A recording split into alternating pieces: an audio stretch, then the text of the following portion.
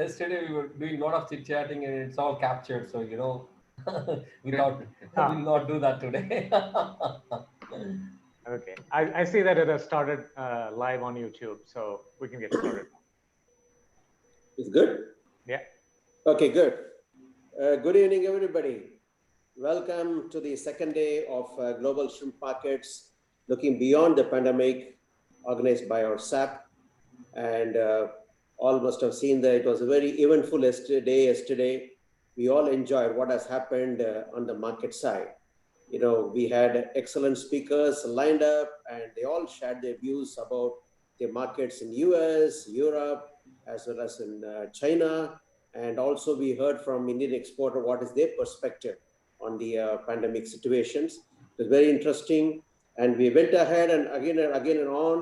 The 2.5 to 3 hours our webinar extended to 5 hours. And we could see somebody is asking for Swiggy arrangement for dinners. I hope the treasurer didn't receive a lot of bills today on account of SAP, asking them to serve them dinner last night. But it was very, very interesting. The discussions went on well. Very good positive response from a lot of participants. We all enjoyed, especially the insights into the each markets covered by the experts. Now, moving ahead, as we have seen the markets, as our past president, Mr. Ravi Alanki, expressed yesterday, we need to look at the supply side. It's very important because of every day we get to see so many information in the social media. He said this, he said that, production coming up, no, this and that.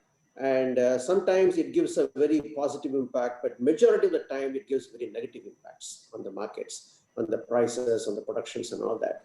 So we felt it would be very appropriate bringing in the experts from the major countries like India, Indonesia, Vietnam, and also from the Ecuador, our faraway fetched brother from Ecuador, and Mr. Gabriel Luna is also joining us now to see that what's happening in these production countries, how they have coped up with the pandemic situations, and where do they stand now, and what is they going to be looking ahead on the shrimp production front.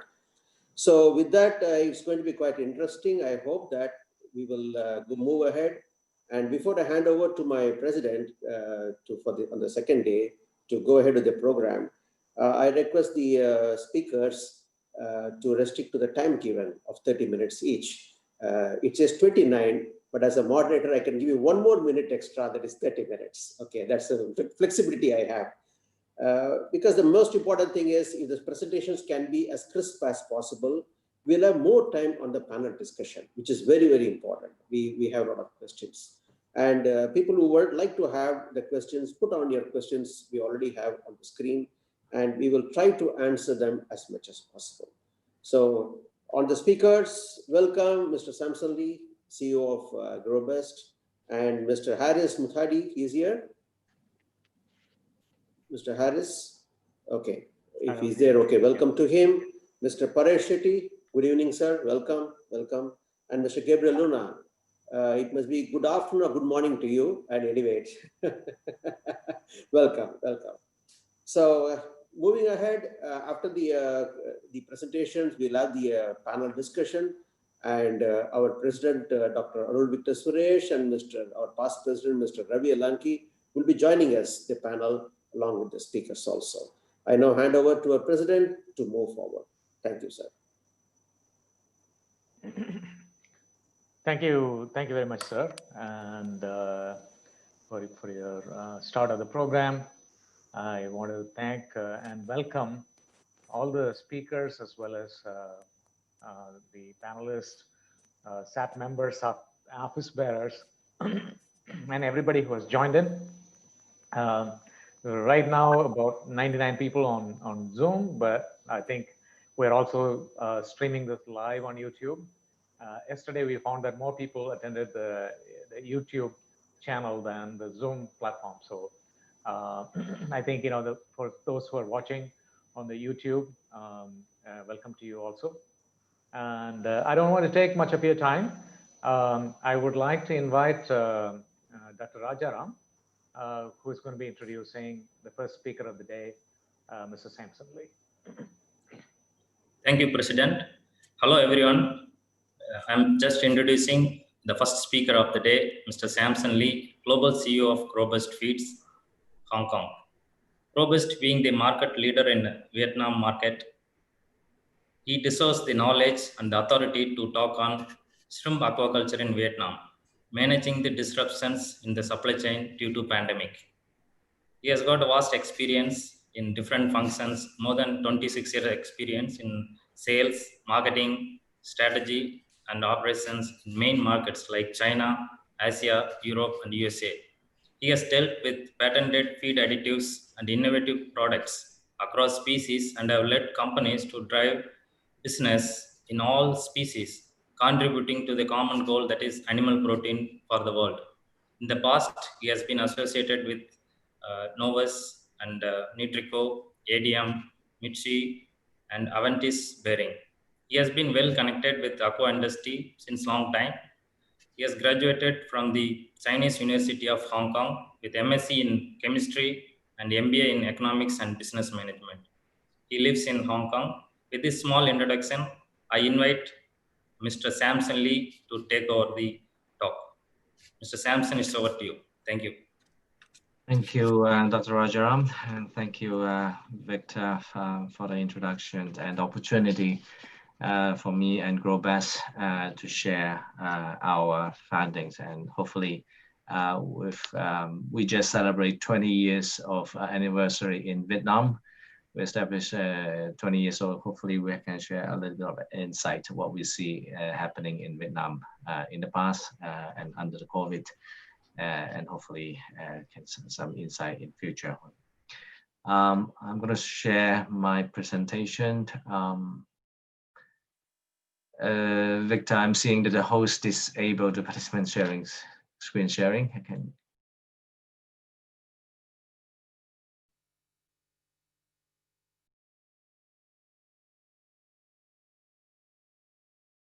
Victor, can you?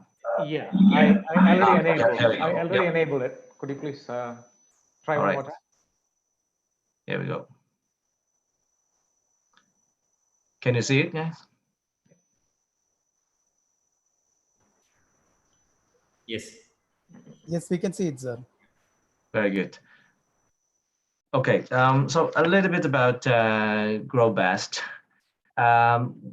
We have working in the aqua feed industry for almost 46 years now, and we have been focusing very in only aqua, in shrimp and marine fish and freshwater fish in Asia, starting from Taiwan, but we work a lot in shrimp feed based on the nutrition. And also a lot of work in diseases reduction, which, as we know, in the animal industry, aqua, a lot's happening in the water, and especially when the intensification coming, there are a lot more challenges in diseases. I think one of the key differences that GrowBest differentiate ourselves from average feed miller is we research and develop our functional feed additive by ourselves. Literally, we produce almost every functional ingredient by ourselves, except the macro thing like amino acid, vitamins, and inorganic minerals. This is a critical, I think, differentiation for us to help our customer farmers to fight against the challenges in their farming, especially under the challenge of the diseases outbreak. So this is GrowBest, and Mr. Rajaram has introduced myself. Roughly about 20 years in the animal and aqua industry, all the way from feed additive premix and recently with ADM globally, and before I joined GrowBest about 2 years ago.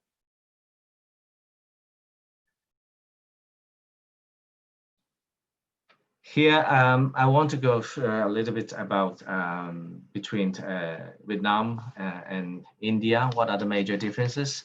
You guys saw a lot of statistics data yesterday already. So I think roughly what the key message here is, I think in Vietnam, it's a smaller country, but it's a much higher productivity compared to India. I look at the last 3 years figures, and the growth rate from Vietnam is roughly about 3% CAGR, and for India it's about 20% CAGR. However, you can see that the productivity is very different. You can see that in Vietnam, the productivity is much higher. We estimate it's about 15 tons of shrimp per hectare per cycle, whereas in India, it's roughly about 10 to 11 10 to 11 tons per hectare per cycle. We divide into 2 species. Of course, black tiger in Vietnam is still having a quite significant share compared to India. I think originally you had that, but eventually you have that the Vietnamite, and now Vietnamite being really dominate the whole market. So you can see that the growth in Vietnam, the Vietnamite also growing, but it's not as much as in India. The intensification, I think the key differences between India and Vietnam is the intensification model that has been developing over time, which I will talk later on in my presentation. But the key message here is, I think India, you guys has a lot more potential if you follow the model and follow what you believe is a success way to increase your productivity. You can still have a lot of potential to grow more in your country. So this is a comparison between the 2 countries on the export market. On the volume side, of course, India is much more than Vietnam, and the growth rate of exporting, we look at 5 years in India, is also a lot faster than in Vietnam. However, on the product side, and if you look into detail in the country, there are a little bit of differences, which you can see that in Vietnam, typically they are more targeting more what we call well-developed market, EU, Asian market being Japan, Korea, and Japan, Korea mostly they are also having some value-added products.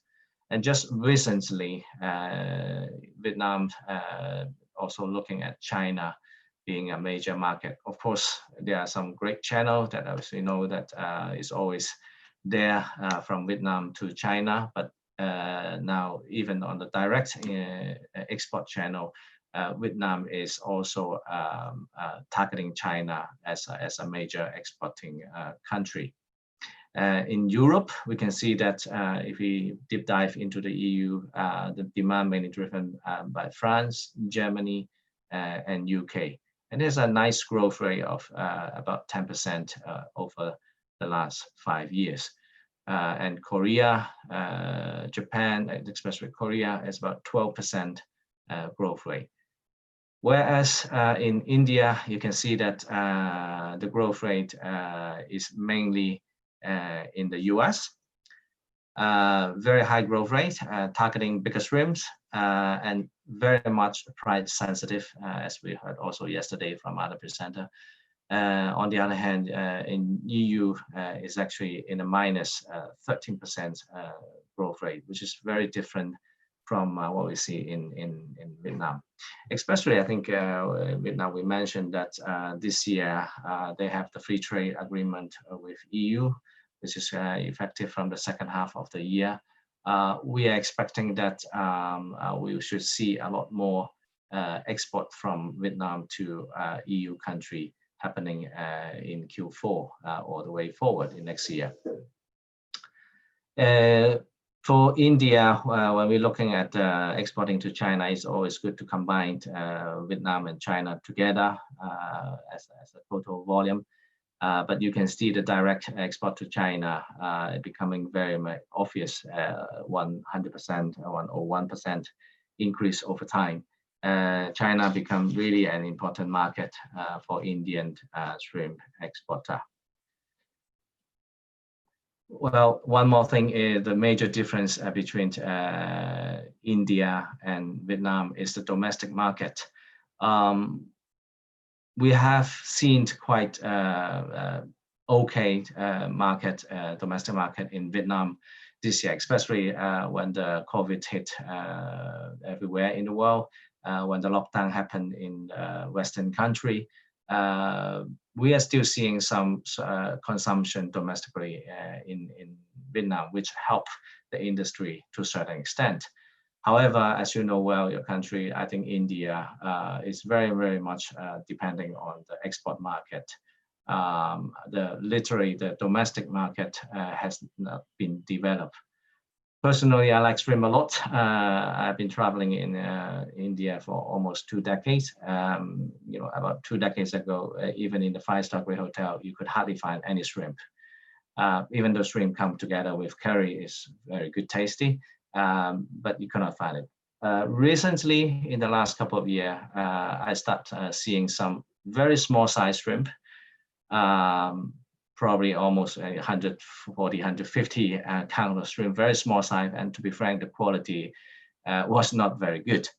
However, I think we also discussed yesterday that this is an important market also for yourself. You have 1.1 billion of population with a good economy going.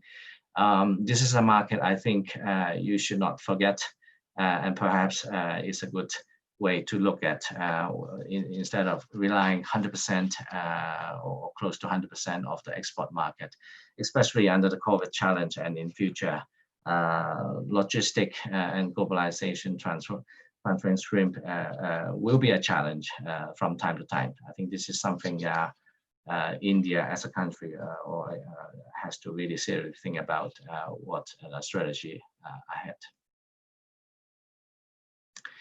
Now, this is the graph that we try to see the preference of the products of shrimp, especially in the two markets.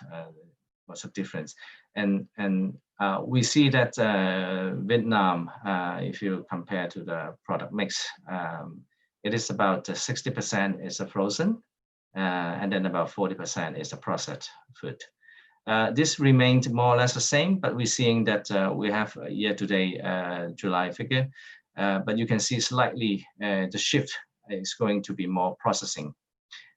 This is, I think, is not a surprise, given that we also see a lot of data information that coming back with the COVID going on. The processed food, frozen food in the retail channels is getting a lot more traction, and the value per capita consumption or spending in the retail sector is actually ahead of the food service sector due to the COVID impact. So you can see that the seafood ready meals is really going up, and from 2020, we did not have the latest figure, but I would expect that the chart will keep going upward. These are the major difference between Vietnam and India. India, as you know well, mostly are the frozen, what I would call is commodity shrimps that you have to compete very hardly with other commodity shrimp exporter like Ecuador, for example, and also competing with the same customer of China. Then under the COVID situation, this will be certainly a hard time for the Indian shrimp farmer and exporter. However, in Vietnam, we are seeing that their product mix are quite different and has been already doing the processed with value-added food for a long time. And I mean, this situation in this year particularly, what we are seeing and hoping down the road in this year is eventually Vietnam could be a kind of winner in the COVID state, that they are much more well prepared to diversify the product, and servicing the retail sector could actually help Vietnam to mitigate the impact of COVID impact.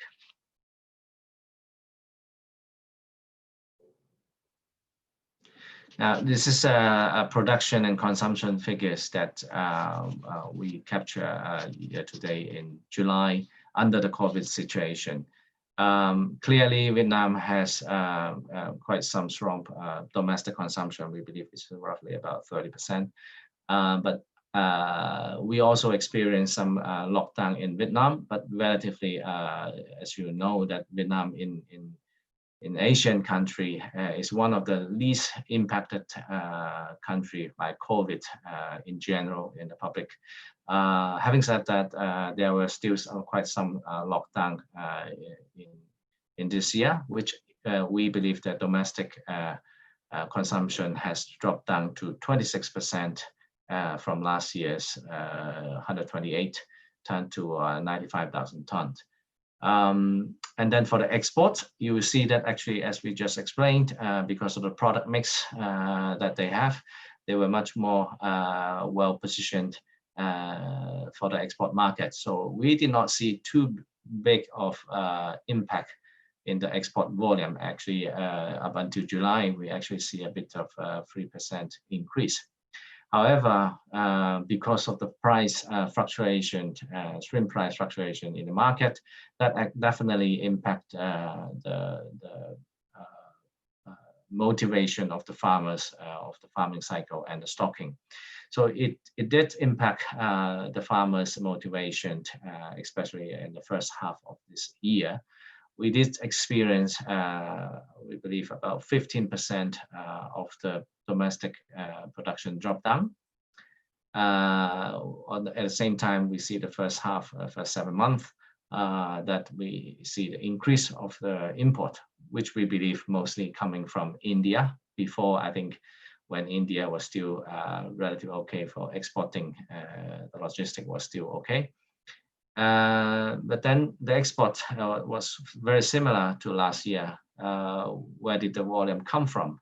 Which we believe it's a lot has to do with the local inventory in Vietnam. We believe that Vietnam's local inventory has dropped down roughly about 43% in this regard. But it does slow down the COVID. It does slow down the domestic both production and consumption.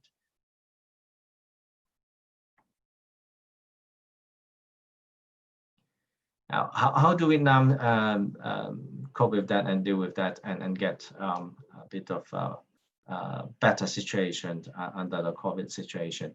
I think the major difference between Vietnam and China, Vietnam has been positioned themselves really for export market, and the farming practice has really changed a lot, especially in the last couple of years that we see.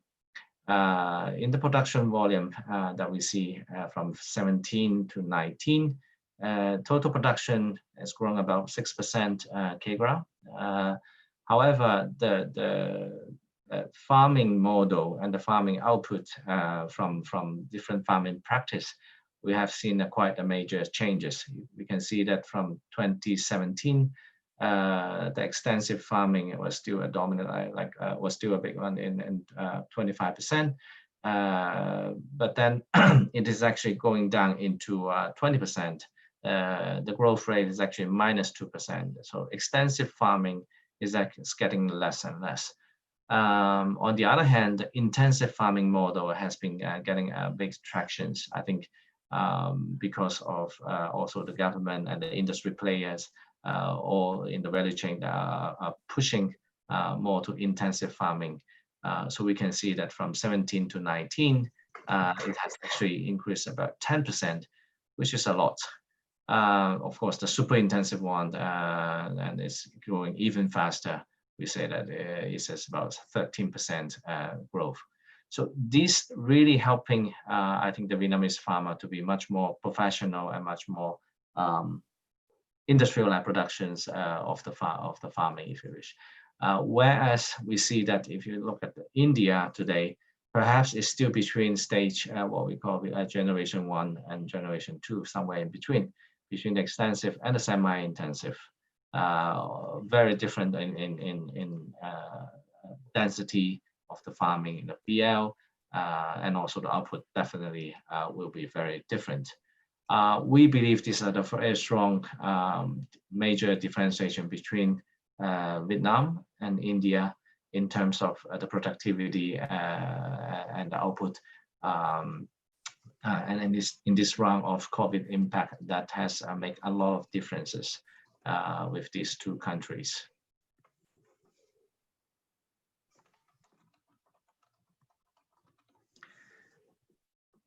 And in Vietnam, we see big processors also trying to find a way to survive in a better way, and then try to in the whole value chain to try to make more money and productivity by themselves.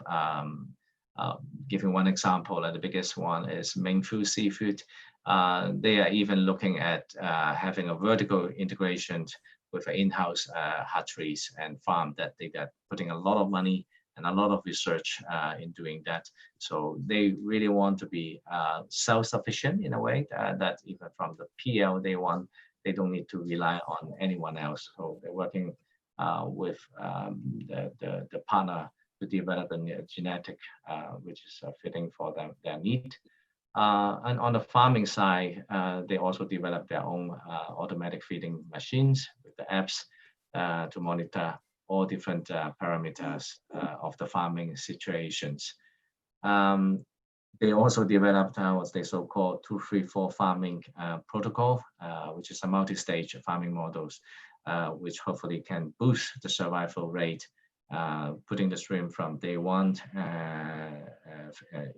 in a nursery pond, and then going into the grow-out ponds in the different days. So they develop all this by themselves. It's just starting from last 1-2 years.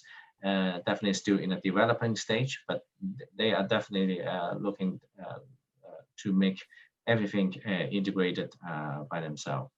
And finally, of course, they do not have all the shrimp that they need. Raw material is a concern that they have. So they are also not only have their own farm, but also trying to work with the contract farmers and supporting the local farmer by means of their bank loans or insurance that they work with the bank and let the bank work with the farmer in certain kind of experimental way to work with the farmer, and hopefully with this way they will lock in the farmer and getting the raw materials output in the process. So this is one example that I think the big processors in Vietnam, after having some financial support, and they are looking at boosting this kind of internal capability really from PL into the finished product.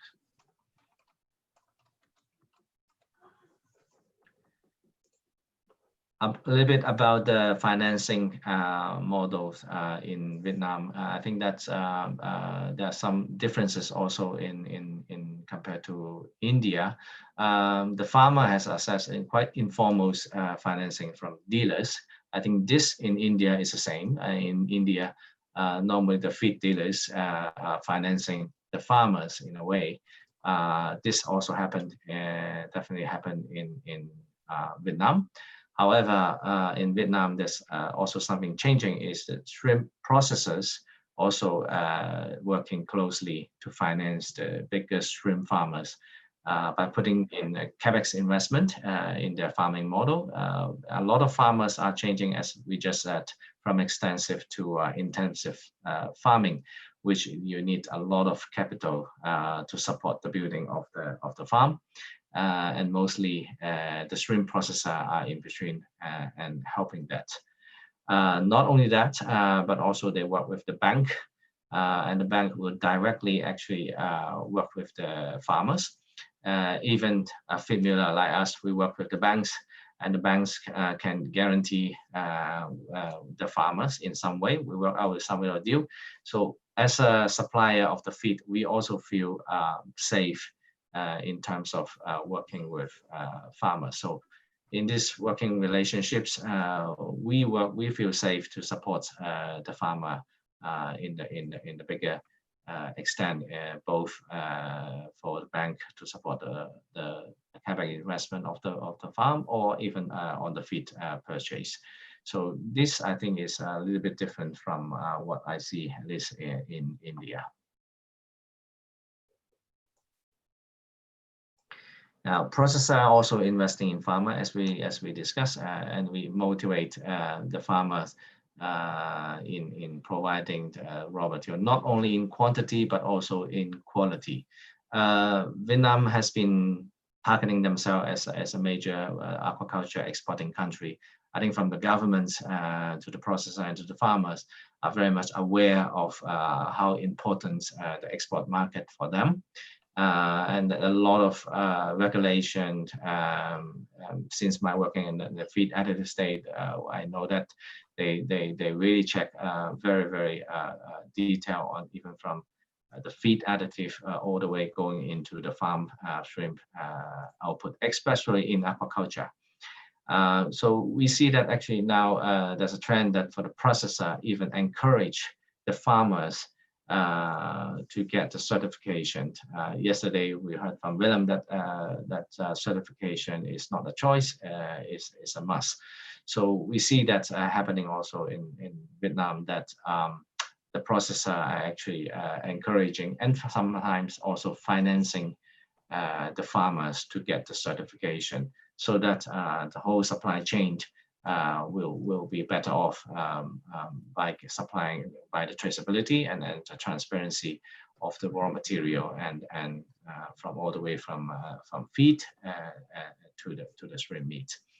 By doing that, of course, the shrimp processor will also expect that the farmer will be able to sell them a better quality shrimp.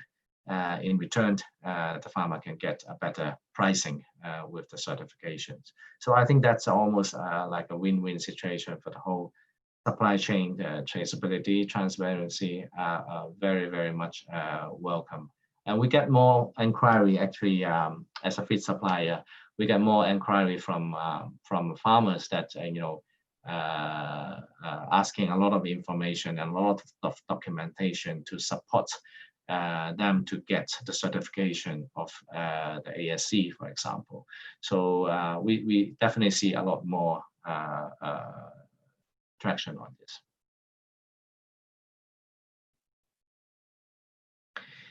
Now, about the shrimp product size, what size is the most suitable for that? I think there's no one size fit all. We heard yesterday, and then that US like to go for bigger size, but also we heard from China that small size is also preferred or having a big demand market. However, we believe that when the market, when the farmers farming model has changed and moving into more intensification, we believe from a cost standpoint, I think the intensification will actually help the farmer have a better cost positioned. This is an estimation of, when we look at extensive, intensive, and super intensive, the profit margin if at $4.7 per kilo. For shrimp, we will see that the super intensive one will definitely have a higher margin, as high as 27% for the farmer. And the main cost driver when you build for the intensification farming and productions, it looks like almost everything are in favor of doing so, from the feed, drug, and probiotics costs, PL costs, labor costs, energy costs, all are in favor of intensification, except that, of course, you need quite some upfront investment, which the depreciation will be there. But overall, in general, we believe that when you're producing a bigger shrimp, your profitability could go up better than a smaller shrimp.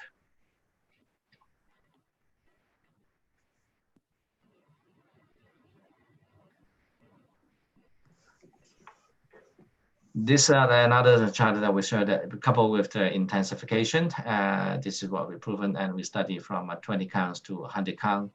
And then on the pricing at that time that where we study, We look at the cost side.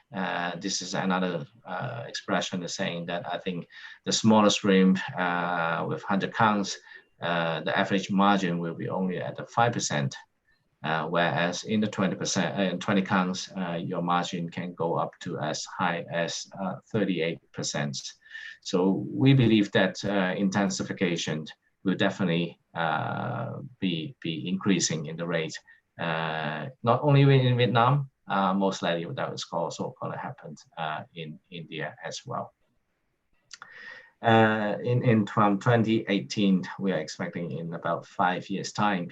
If you look at the production output, we believe a lot more will be coming from intensive farming, and the growth rate will be 8%. This will be the major segment that I think contributing the whole industry.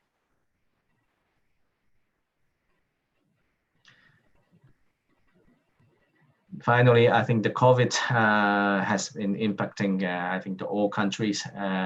Vietnam is not excluded, even though I think it's a little bit better situation than other countries. We are seeing that by 2020, there will be still about roughly about 9% reduction in volume due to COVID impact of the local production. However, we also believe that in 2021, this will come back. Of course, we don't know how long this COVID will last, but we expect that if it's really is not get worsened in the current situation, we see that in 2021, it should come back to about 2019 level. So literally, COVID has dragged us for about 1 year of growth. And then after that, as we just said also in the beginning, I think seafood and shrimp is still very good, prefer protein, and then it should be enjoying roughly the growth rate, optimal growth rate for about 3% over time. This is how we see the market will grow in Vietnam in next few years. Finally, I think in the journey of this challenging year and also in the journey of the last 20 years, GrowBest has been helping Vietnamese farmer to grow from extensive to intensification, and also trying to tailor with their product mix in terms of not only frozen shrimp, but also more processed shrimp. I think especially I like to highlight that we are the feed producers, and we are focusing only in aquaculture. So we know the feed the best, and we believe that most importantly, with the farming practice, there are a lot of challenges with the diseases in the past, and also I think in future there will be, especially with intensification, even though it's a relatively more controlled environment, but with the density that's increased, there are a lot of stress that being happen to the animals. There will be a lot of challenges also on the water quality and also on the demand from the feed side, and how to help to mitigate the risk of the intensification and the challenge coming from that. We have, again, we believe that we have a strong knowledge and the capability in the functional feed ingredient that we develop ourselves to help farmers to deal with the challenges in the disease risk, such as EMS, white spots, and DIV1. So we hope our experience in Vietnam and also can help the customer and the farmers in India at the same scale. This is it. Thank you for the time and for the patience of my presentation. I think I'm about 30 minutes now. Perfect. Thank you so much. You're right on time. Thank you, sir. Thank you very much. Amazing. Amazing it is. Thank you. So, very interesting, to know from you how the evolution of shrimp farming models have happened in Vietnam, and how GrowBest has also played a very major role towards this revolution. Thank you. We hope that you will also consider India among your books to introduce such production models in India too. That's what it is. Of course, in India, we are also working towards increasing our annual production to 1 million tons. And we hope that, not only by increasing the farming area, but we feel that one thing which we fail to understand is that such expansion can happen only by intensification. So first thing is we need to remove the cap on the stocking density that is existing in India. Of course, with the required tools and measures, we try to do it. Anyway, thank you, sir. We have got a few questions, and I would like to reserve these questions during the panel discussion, and hope that's okay with you also.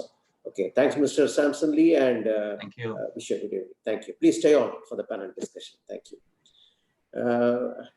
Okay, everybody. While we move to the, there's a small change in the presentation. Instead of the Mr. Paresh Shetty will be presenting the next, because Mr. Harris is finding some issues in his connectivity. Before we move to the next presentation, we are going to have the break, advertisement break. We need to honor our sponsors. Thank you all sponsors for making this happen. We take a break now. Go ahead, Mr. Sandil.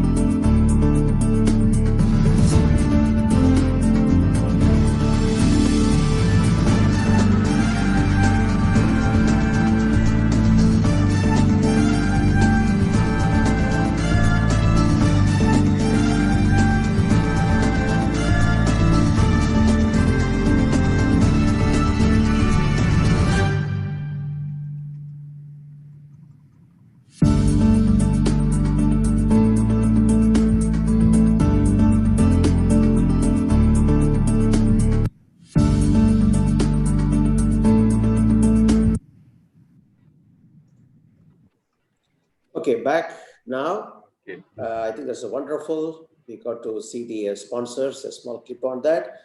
The end, you would have seen the Gold Conference on 6th to 8th is going to be a virtual Gold Conference this year. And we all hope people who have not registered, please register yourself. And it is going to be a very, very interesting program on the supply as well as on the production side also. While we'll move to the next presentation, I'll hand over to the president to take it forward. Dr. Suresh, please.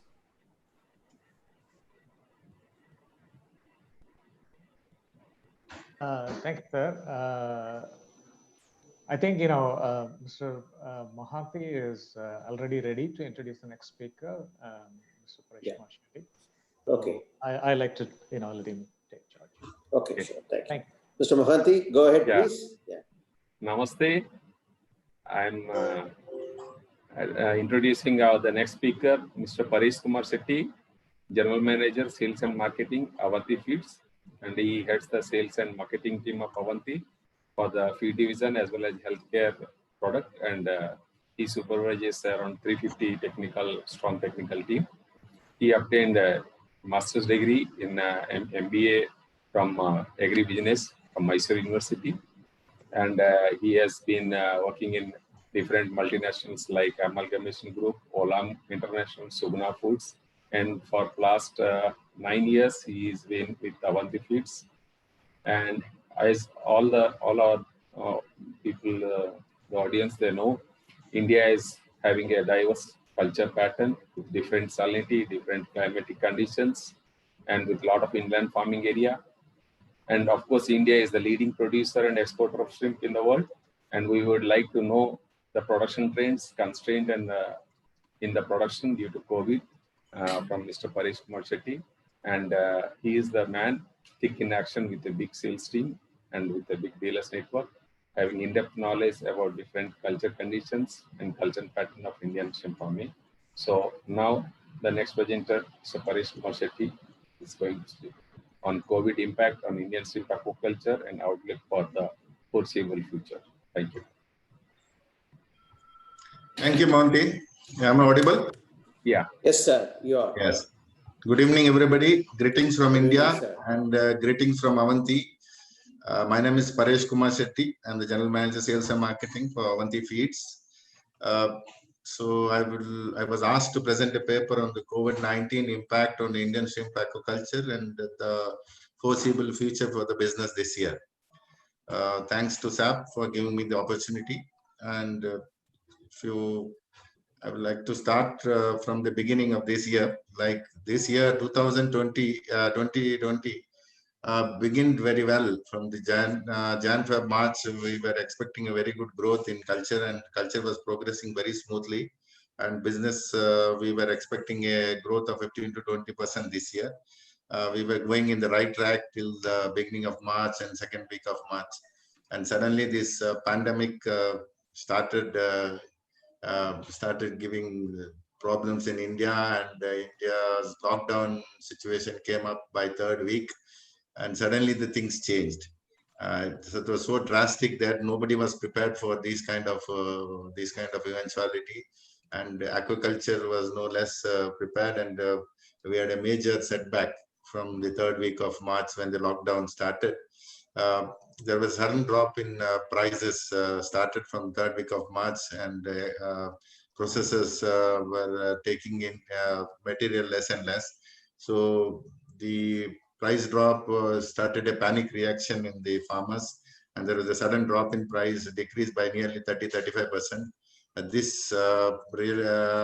This became a phenomena mostly in Andhra Pradesh. Those days, the culture was there more in Andhra, and other than states were just planning for stocking and all.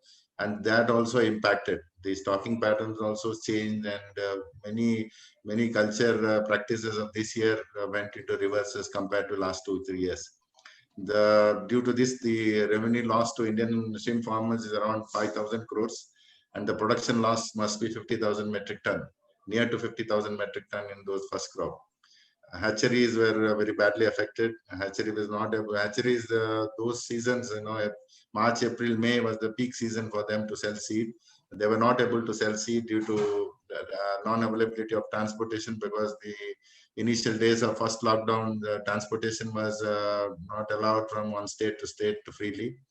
And the manpower was biggest setback, because many of the workforce from the factories processing the feed industry and the farming laborers started moving back. They were all expats from other states. They started moving back. Due to the conservative estimate of 3.5 billion seed has been drowned in the hatcheries, which contributed to 80 crore to 100 crore losses. The farmers who planned to stock in the end of March and April, mostly from Orissa, Bengal, Gujarat, Tamil Nadu, all postponed their stocking, because there was total uncertainty and nobody was able to give a clear picture about the pandemic. And day by day, the cases started increasing in India, and lockdown became very strict.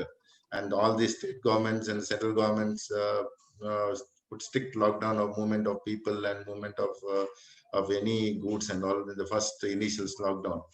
And the farmers also who was harvested in those Excuse me, sir, if I could interrupt you. Yeah. Would you like to share your screen if you have any presentations? Yeah, the presentation is not seen. Yes, sir, we are not seeing the presentation, sir. Okay.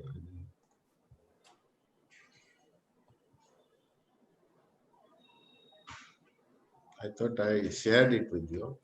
Yes. My ad break was there, I think, in between. So that. Should I share it again? Yeah. Yes, sir.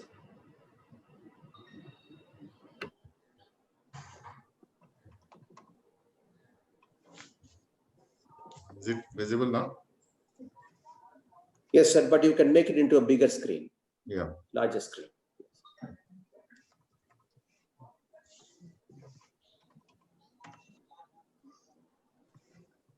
Is it okay? Okay, sir. Go ahead. Yes, sir. Thank you.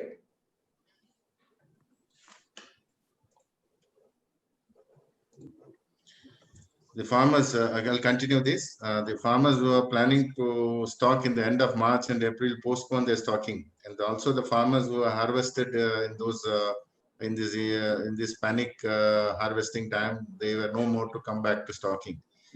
In all, we estimate a loss of 60,000 metric ton of shrimp production loss happened in those initial days of lockdown. government also put strict measures on workforce ethics and forcing many processes to stop production, reduce production, and also the migrant workers left their workplace, which affected mainly farming operations and to some extent processing plants also. Processing plants also, they were asked to restrict the number of people in the processing floors to have social distancing and all. That was highly impossible. And many workers who were coming from the nearby villages were not allowed to come and work in the factories due to strict lockdown conditions, and process were not able to buy more materials also. Suddenly, the sudden stoppage of shipments and supply chain was also affected. Initial days, the container movement was also a problem, and most of the offices of the customs office all was not functioning fully. In the later date, government withdrew these things, and they allowed us to do the shipment. The initial 1 month, there was a big problem for this. And the seed stocking was again a disruption. As I told earlier, that Gujarat and Orissa, Bengal, and Tamil Nadu were just planning for their first crop stocking. And this gave them made them to give a break and think to postpone the culture stocking. And supply of both broodstock and live feed for broodstock was also disrupted. There was no incoming international flights coming, and the broodstock were also not being imported, and many hatcheries couldn't operate due to non-availability of broodstock and the feed for broodstock. And planning harvesting, there was a widespread rumor saying that all the industries will shut down and there will be no buyers and all. And farmers who were at any stage from right from 5 grams to any stage, they all started harvesting, and there was no buyers.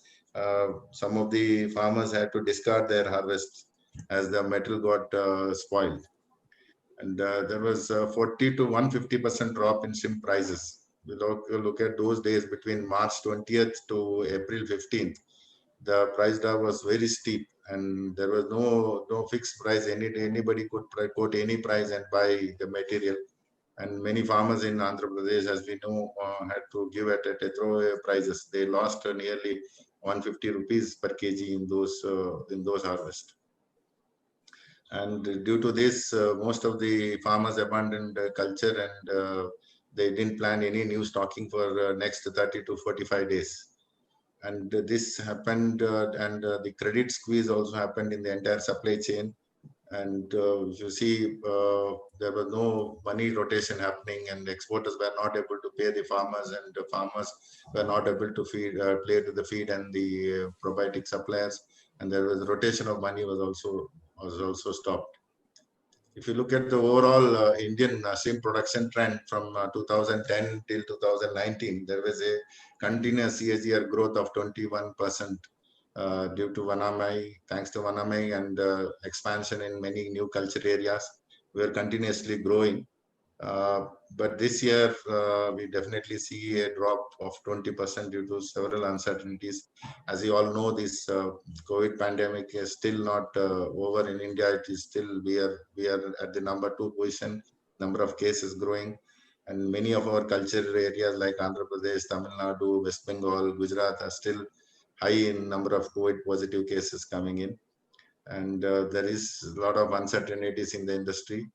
And there may be some improvement in the next 4 months on production trends, but still we see a definite drop in production compared to last year by at least 18 to 20%. If you look at the broodstock imports, basically in India, the first crop season is between March to June. That's the time when hatcheries sell the maximum of the seed of the year. And they will be ready to import broodstock also for the next season, next crop also those days. And during March, April, I think the lowest of the broodstock import happened. And that in turn, there was severe shortage of seed in the month of June, July. And only post-July, only farmers could get good seed this year. And if you look at the culture running status compared to 2018 and 19 and 20, there was a definite drop of 30 to 35%, as I said earlier, between the month of March, April, and May. April, every year, if you look at the graph, April and May are the peak seasons in India, the first crop. And this year, you see the huge gap. There's a definite drop of more than 35%. As in mostly in Andhra Pradesh, the culture should have been the peak stage that time. There was hardly any culture during April and May. And other states, hardly stocking had up until May end, and June only the new stocking started. So we expect in those days, in that same trend, it continue to 1 lakh metric ton less production this year. We are hoping that, the post October, November, December this year, culture will be slightly better than last year, hopefully. That can make up a little bit on this. Seed stocking also, farmers, due to non-availability of good seed in the month of March and April, stockings also reduced, and stocking densities has been reduced. If you look at some states like Bengal, Gujarat, and Tamil Nadu, and some part in Andhra, usually the densities were higher by 60, 70 pieces last year, year before last year and all. This year, most of them reduced to 30 pieces to 40 pieces, some places even 20, 25 pieces also, because they were not sure about the future, how the culture is going to progress, and will there be any buyers for them. A lot of uncertainties were there. Even post June, July, there was price was getting, there was a lot of fluctuation happening in the shrimp prices, and exporters were also not able to give a clear trend about how this demand pattern will be this year. So there was erratic seed stocking. If you look at the graph, there was when there was in other years, if you look at 18, 19, March and April had the peak of stocking. This year, the lowest of the stocking. If you see the graph, only in the month of July and August, the seed stocking picked up. Compared to last year, by end of August, it has slightly increased compared to last year. Now, it is on par with last year's seed. Harvesting also, as I told earlier, there's March, April, maximum harvesting happened. Then in the month of May also, there was some whatever leftover culture was harvested, and the new stockings was started in the month of June. Was again because we had bad floods this year in Andhra Pradesh, and even in Gujarat and many Bengal, Orissa, continuous rainfall was coming. And post rainfall, there was a WSS outbreak, and there was many of the unplanned harvest was more this year. Most of the farmers harvested at 80, 90, 100, and 150, 150 count also. Post June, July, the prices stabilized, and there was good price for between 100 to even all sizes. But farmers were not able to plan their output as per their liking, because there was a lot of disruption in culture, and there was forced harvest was more continuously. Even now also we see a lot of damages happening in throughout the culture area on all states. Look, if you look at the farm gate prices of 2018 and 19 and 20, if you look at those 2 years, 18, 19, prices were fairly, stable. There's not much fluctuation happening. This year also, beginning of the year, the prices was very good till March. And suddenly this pandemic was declared, and the prices crashed by nearly 40%, farm gate prices, and there were no buyers.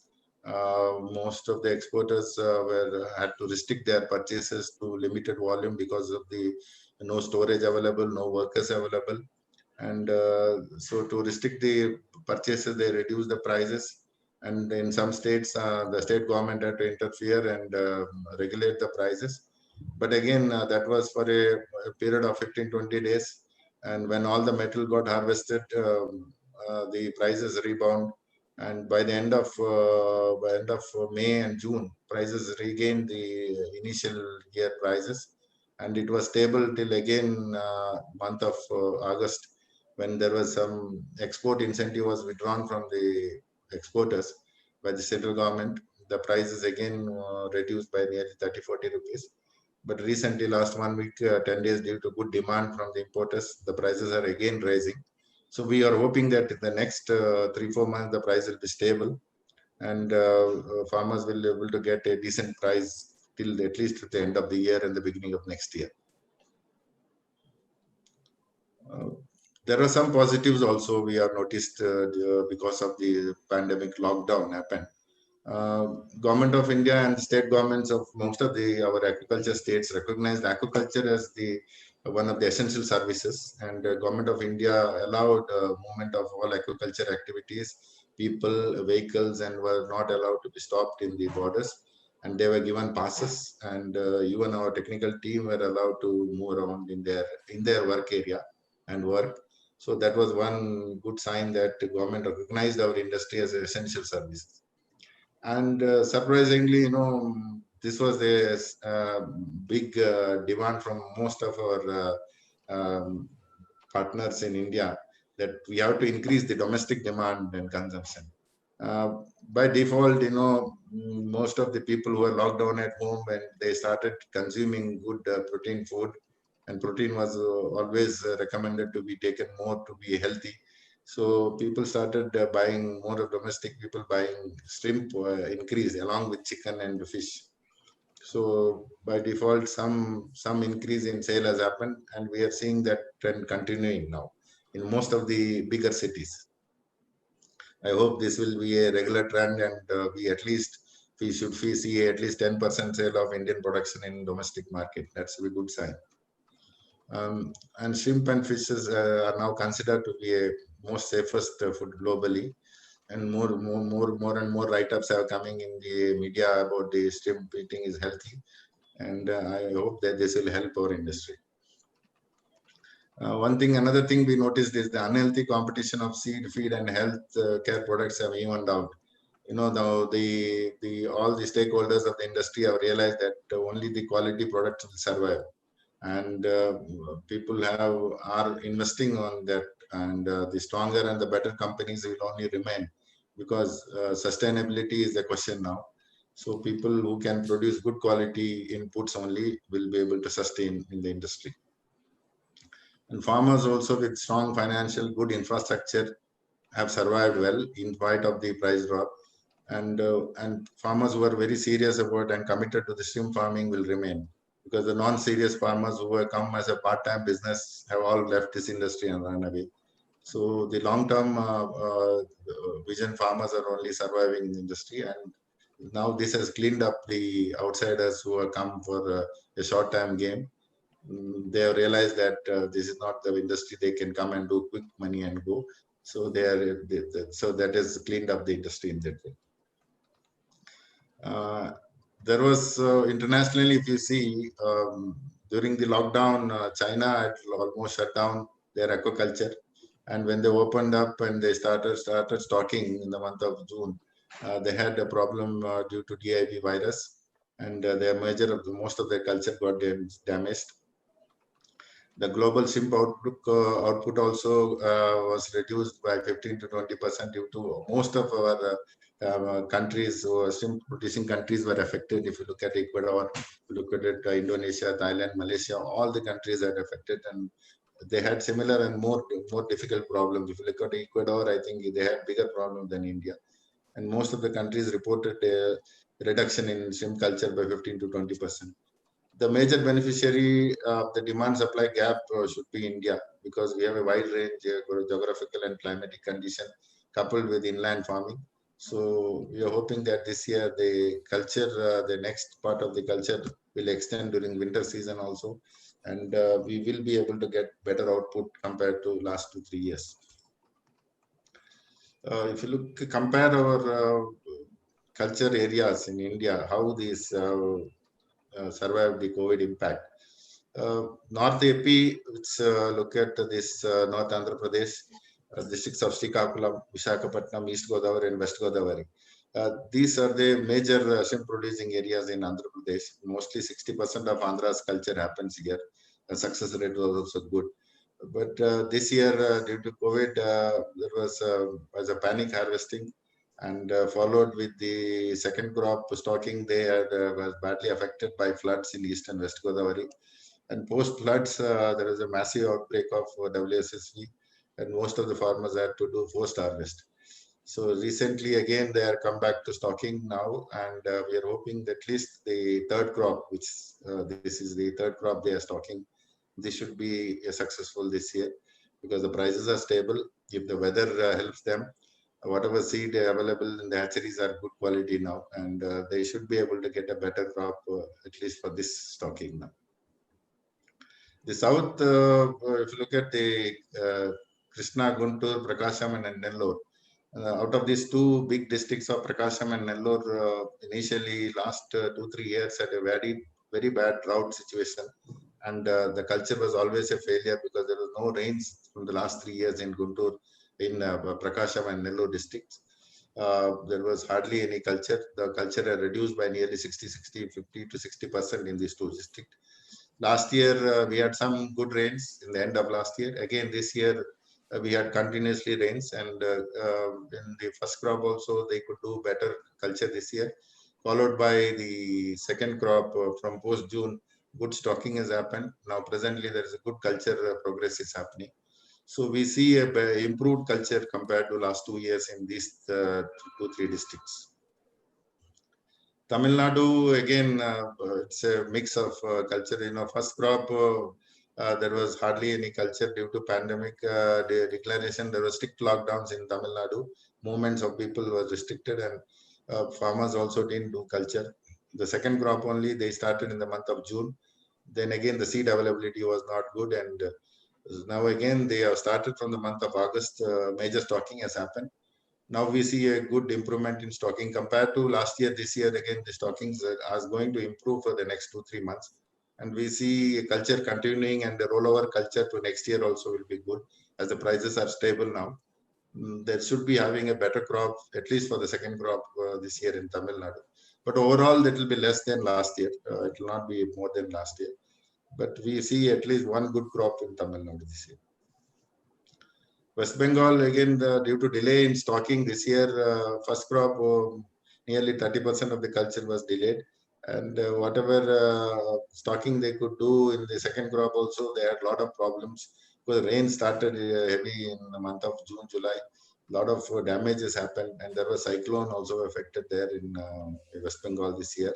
A severe cyclone struck them, and panic harvesting happened during cyclone, and this corona outbreak started late in Bengal and still continuing.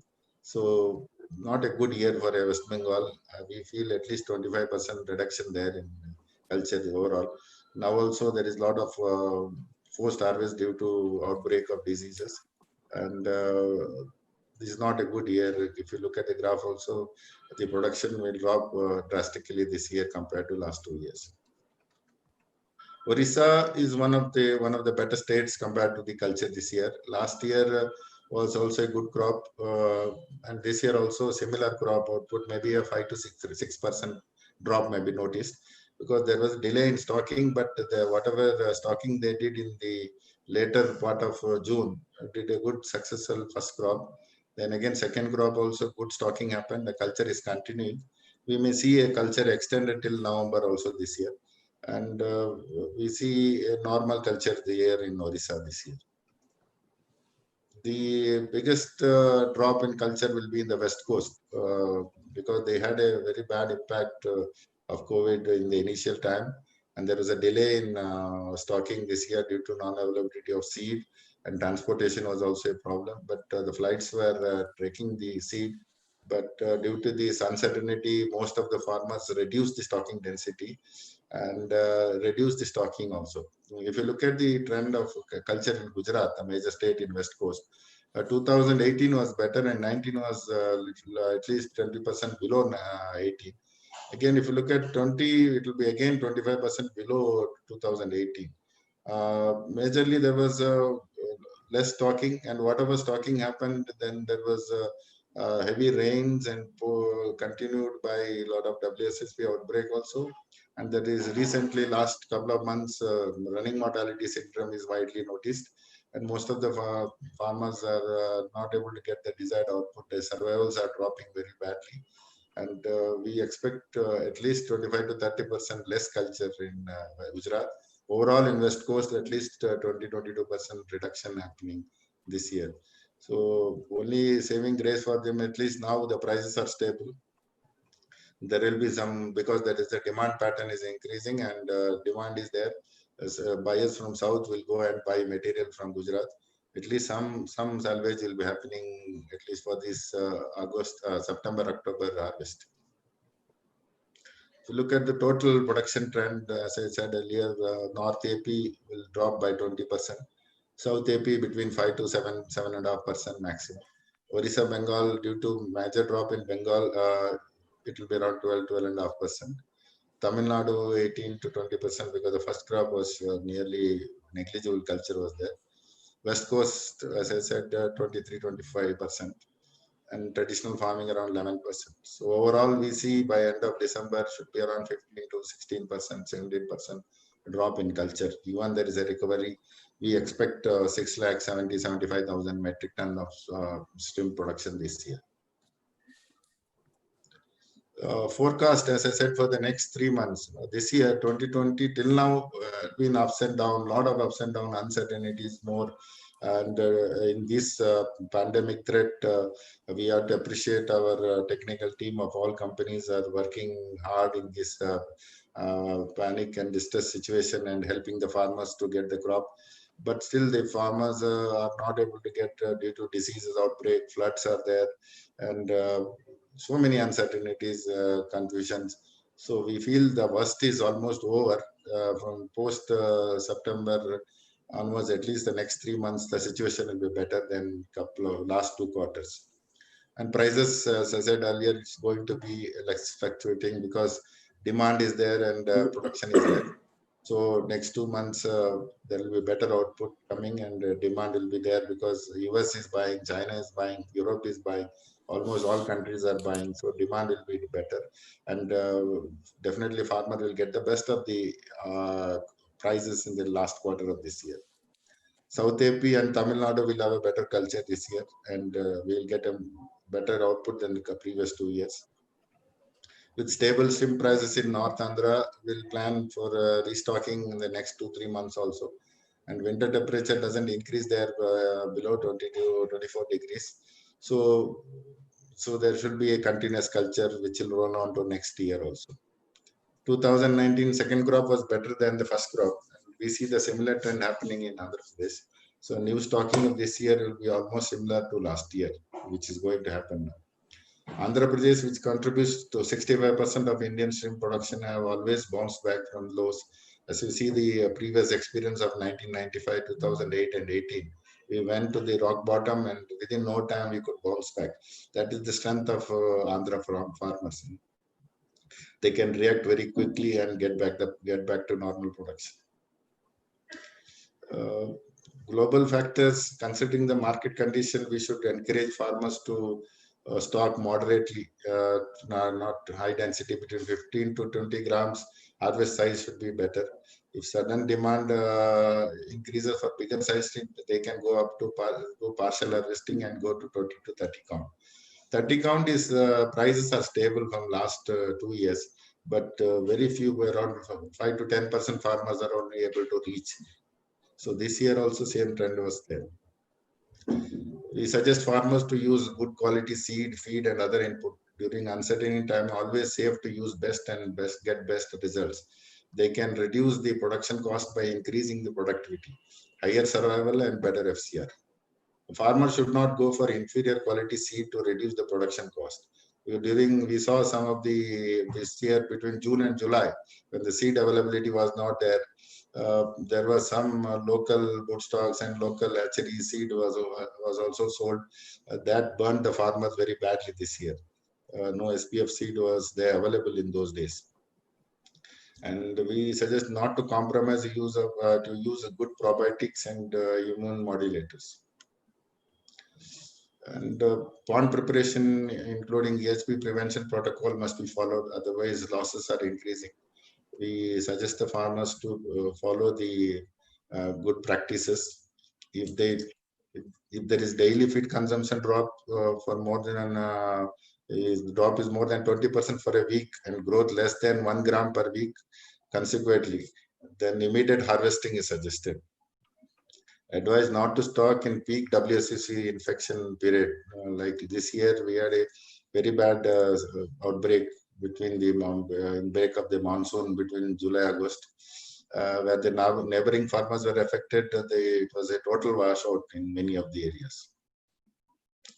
So I thank you all for giving me the opportunity, and I request all of us, our aquaculture community, to be safe till we are in the middle of the serious pandemic, and let God bless our aquaculture and let us all do well 2021. Thank you. Thank you, sir. Thank you very much for a very impressive, information-filled, in-depth analysis, as well as what everybody looks forward. You have covered the entire segment of this industry, starting from the hatchery to the production side, and also from the other pricing and what the farmers have felt due to the COVID. Two critical inputs which you have said about the credit squeeze, which has really affected the entire supply. And there was a dip of 40 to 150% dip in shrimp price during the COVID days. And how the farmers have fought over it, supported by feed mills and other input suppliers and processors. And now we see the positive trend that India would end up with 675,000 tons, with culture progressive is going on, except for some issues with West Bengal or with the Gujarat areas. And last you said AP is bouncing back. It's a good sign. Thanks for ending it with a positive note. We all hope that we get back to our glory and all the farmers benefit. Thank you very much, sir. Thank you. Thank you. Thank you. Okay. Well, with this, we go to the next presentation. Before we go to the next presentation by Mr. Harris, we will have again a short advertisement break. Let's have the advertisement break.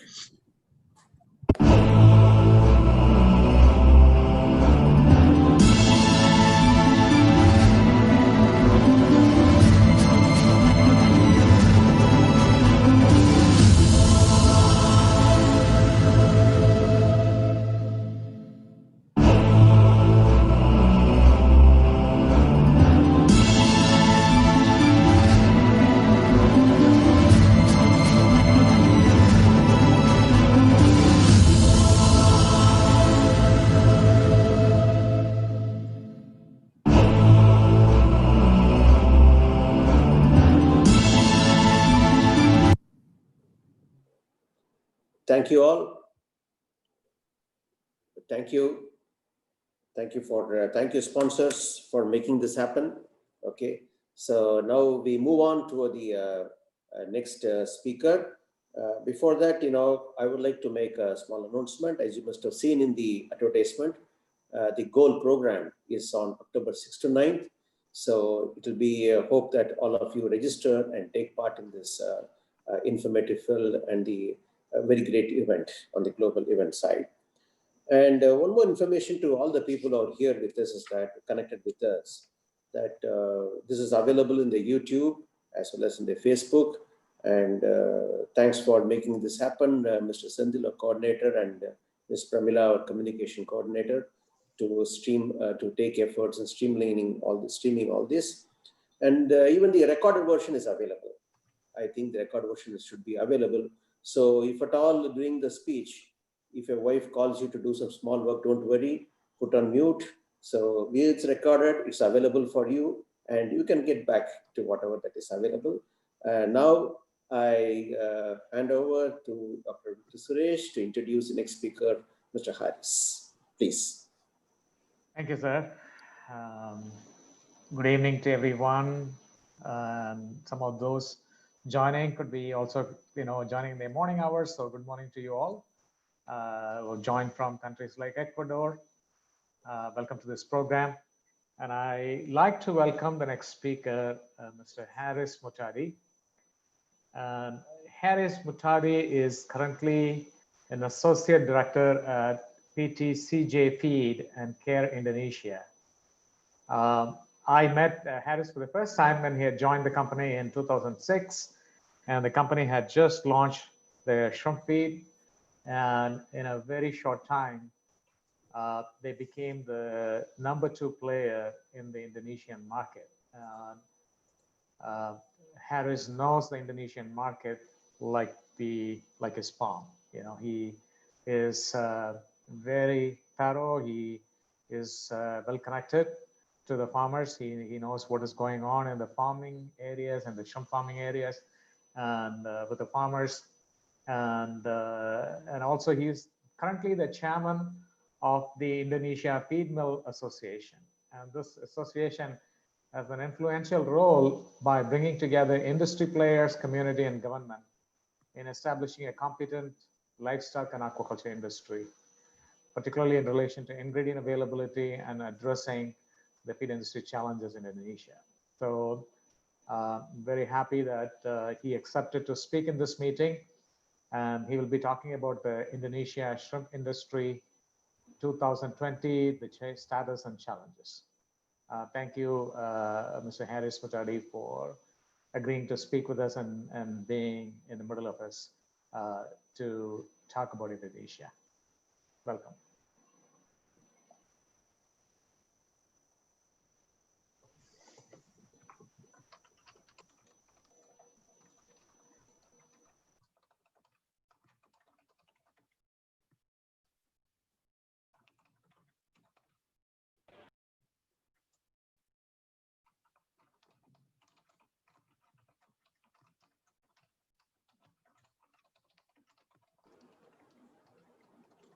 Can you see Mr. Harris, Mr. Sandil?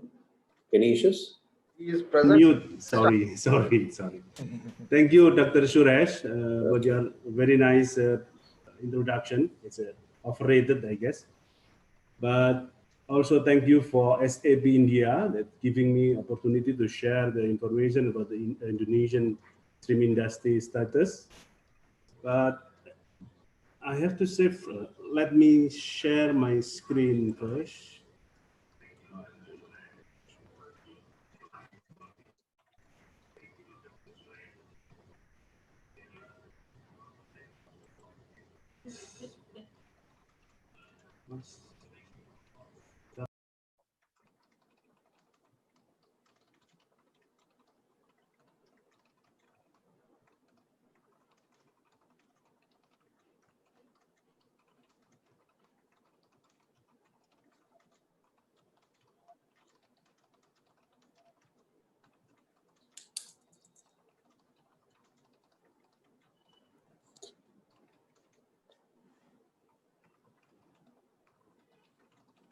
Can you make it as a full screen, Mr. Harris?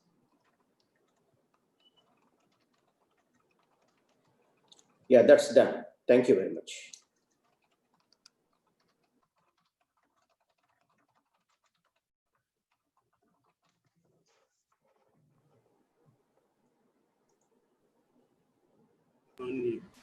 Yes, sir. You're on screen. Okay. Firstly, I have to say frankly that technically Indonesia is not implementing the strong lockdown the other countries in the world that affected with the COVID-19. As we may aware that India and also many countries is implementing the very strictly limitation for the people that affected a lot of industry. Indonesia have a little bit of a different story because we are implementing only very soft of lockdown. So generally the effect of COVID-19 in shrimp industry also very slightly, not significant. If our data show in the end of showing in the end of this year is mostly more relating on outbreak disease and slightly affected by the COVID-19.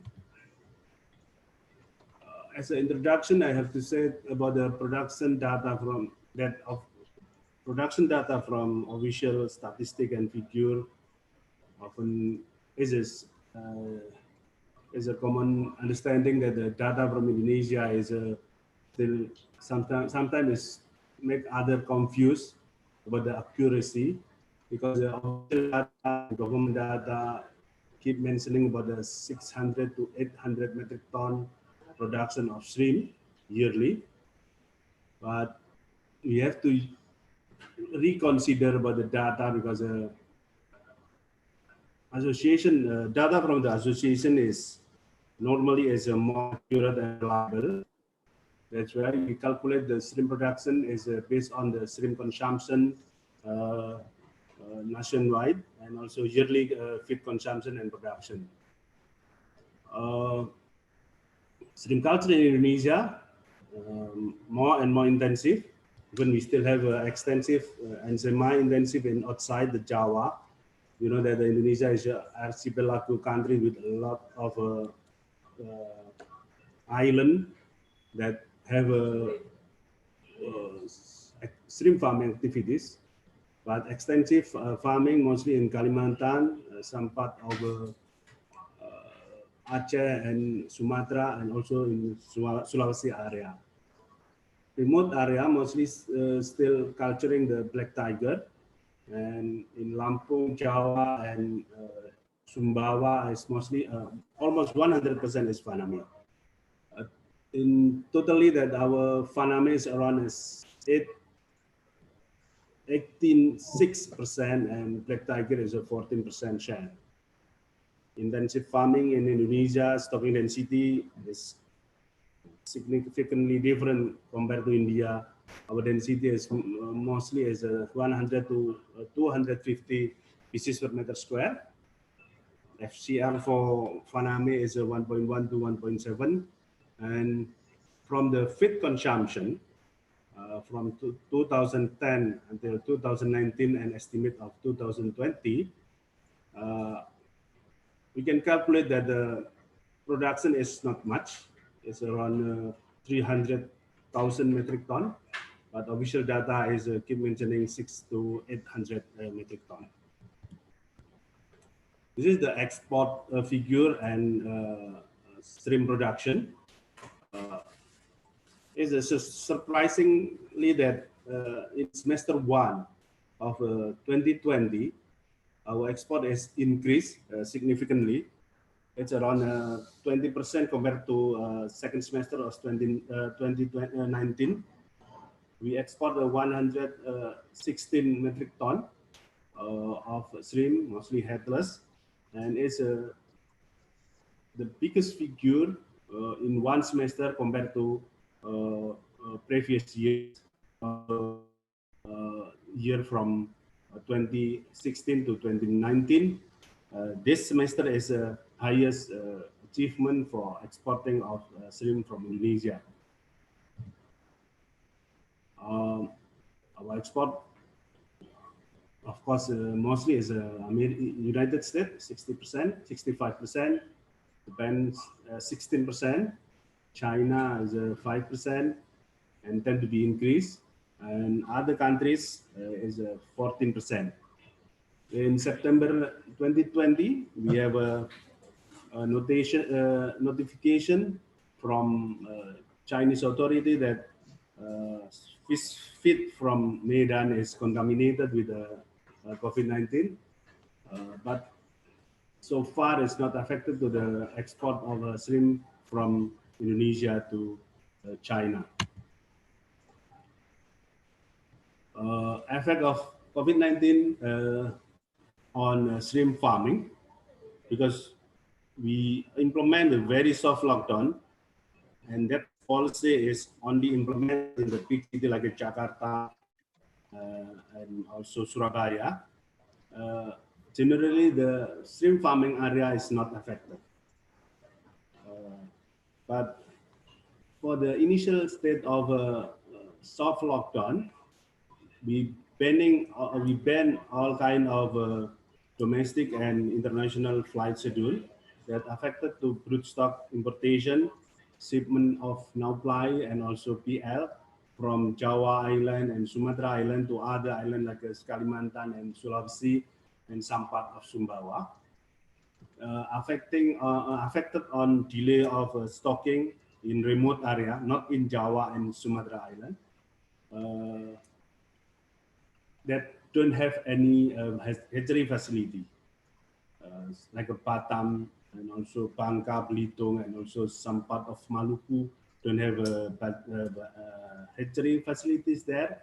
They are affected a lot on supplying and delaying of stocking. hatchery operator respond the delaying of broodstock importation from America, from United States, by extending the utilization of broodstock with a normal 3 to 4 months, becoming 6 months. Of course, will affect the productivity and also the quality of the PL in general.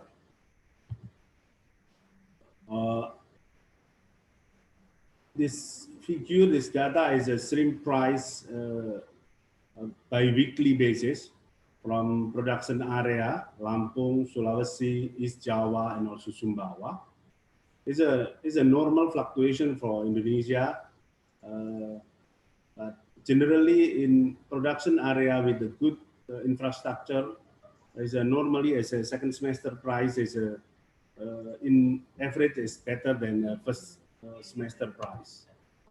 During lockdown, no, soft lockdown, and also during the COVID in the initial state from mid of March to April, middlemen take advantage by sending the rumor that cold storage processing will lock down, and also the road infrastructure, the tracking is not possible. They got the advantage of a pricing price for the farmer. It's only 3 weeks, and especially in remote area that poor infrastructure like Sulawesi, you can see the data of price from Sulawesi is a drop and very difficult to recover. From East Java, the drop is only very short, maybe only 2 or 3 weeks. Then May, the price is recover until today. That makes a farmer still very optimistic to stocking. Even in remote area, the prices only drop 20 to 25%. And the farm gate price become normal on May until today.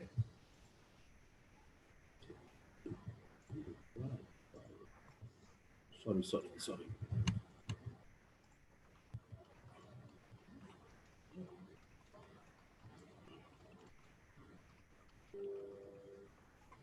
On processing and export, no lockdown on processing facility.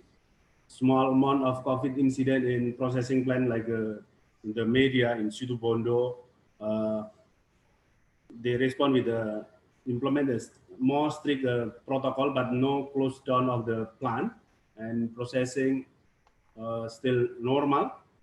And also tracking, availability of manpower, all normal. Therefore, the export activities in the port also normal.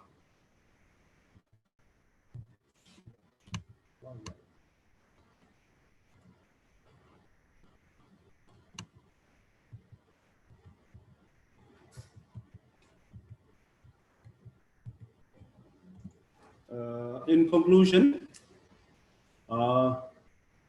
COVID-19 have no significant effect in first semester.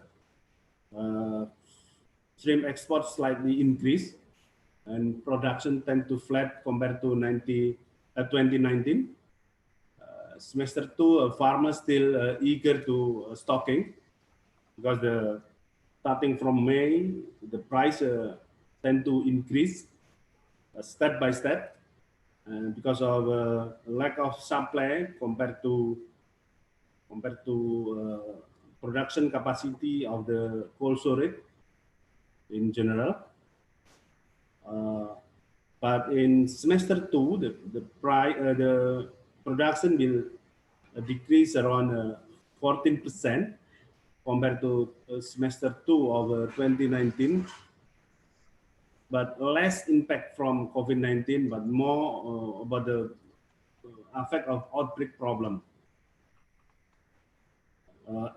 In general, for 2020, the production, shrimp production, will increase around 6 to 7% compared to previous year.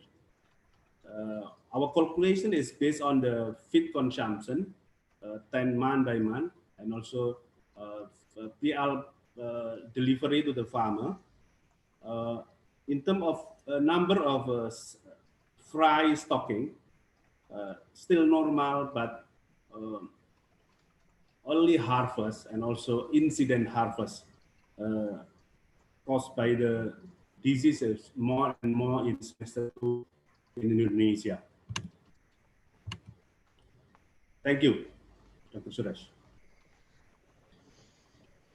Thank you, Mr. Harris. Thanks for this very informative and insight information about Indonesia you have provided us. As in Vietnam, you also stressed that Indonesia has higher stocking densities than India of about 100 to 120 pieces, 250 pieces per square meter. And you're already on the high intensified shrimp farming sector. And a few things is that it's quite interesting to see that there was a price increase in the second semester in Indonesia. And what is very important for us to look at is, amid all these issues in Asia about the COVID, you will be expecting only 67% dip in your overall production. I think that's quite good for you as shrimp farmers. So anyway, we have a few questions. I will reserve it for the panel discussion, and I hope you will stay on for the panel discussion also. Thank you, Mr. Harris. Thank you for it. Okay. Now, everybody, it's time to give a due thanks and respect to our sponsors. There's a break for the sponsors now. Mr. Sanil, go ahead.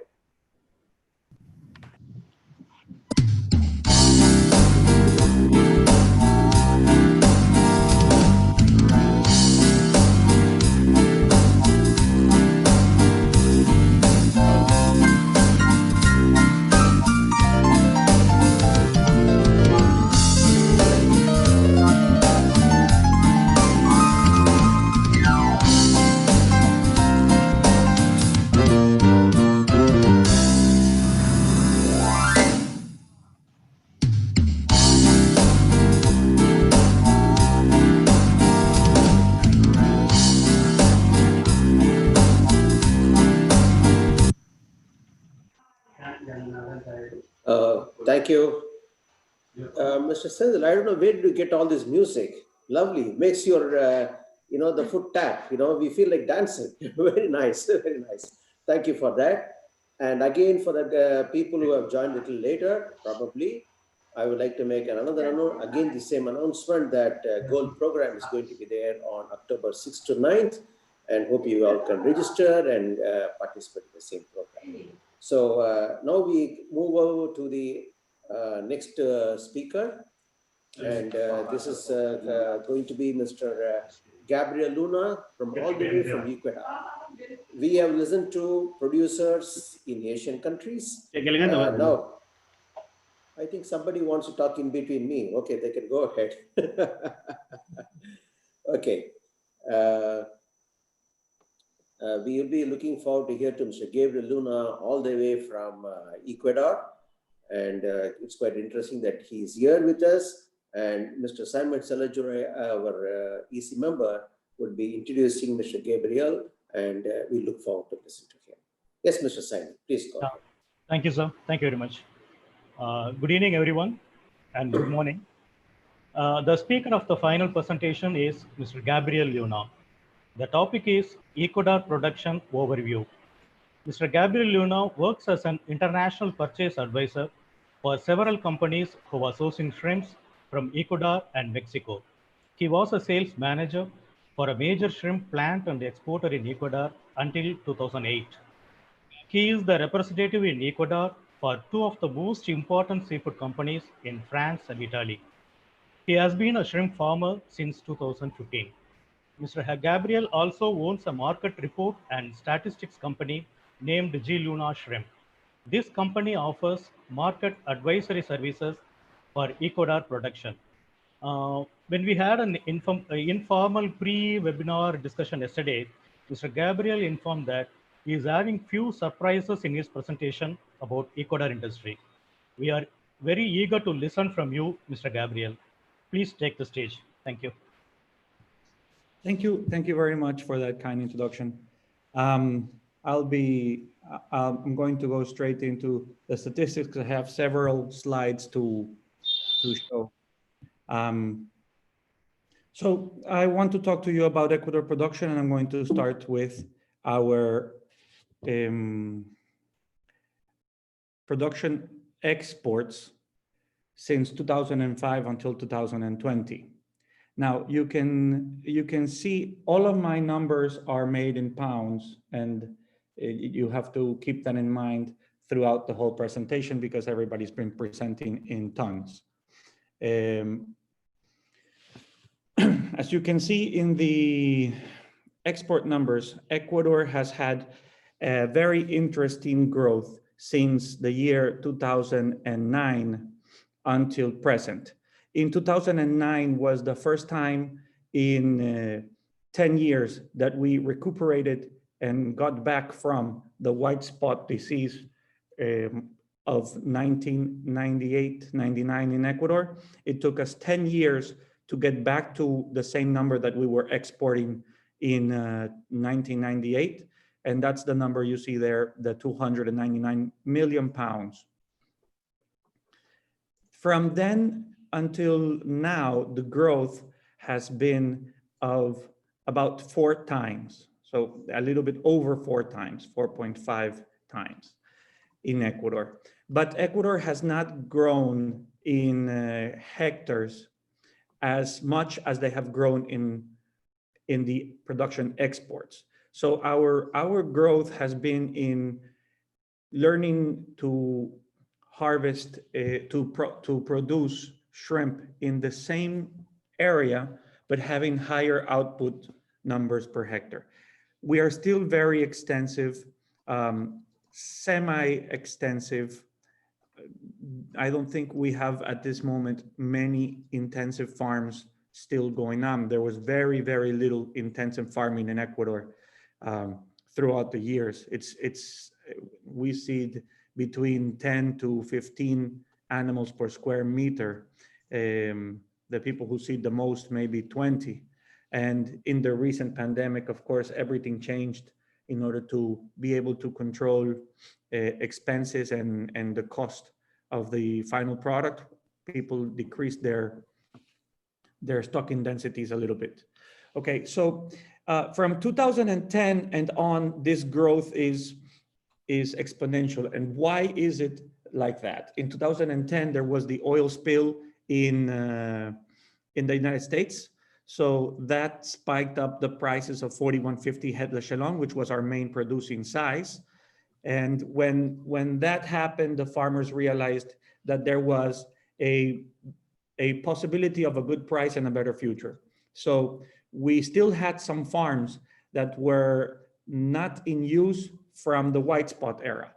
They had been built before, but they were not in use. When the price increased in the 2010 year because of the Gulf spill, a lot of farmers got motivated and said, we are going to reactivate the farms that have been left idle.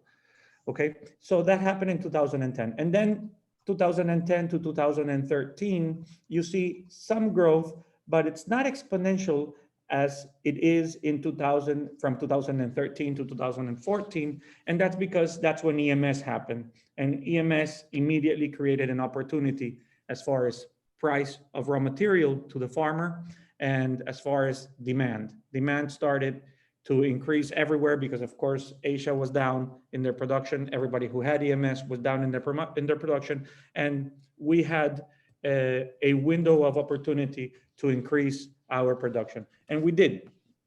Thank goodness Ecuador has a weather that we can produce year round the same amount of shrimp.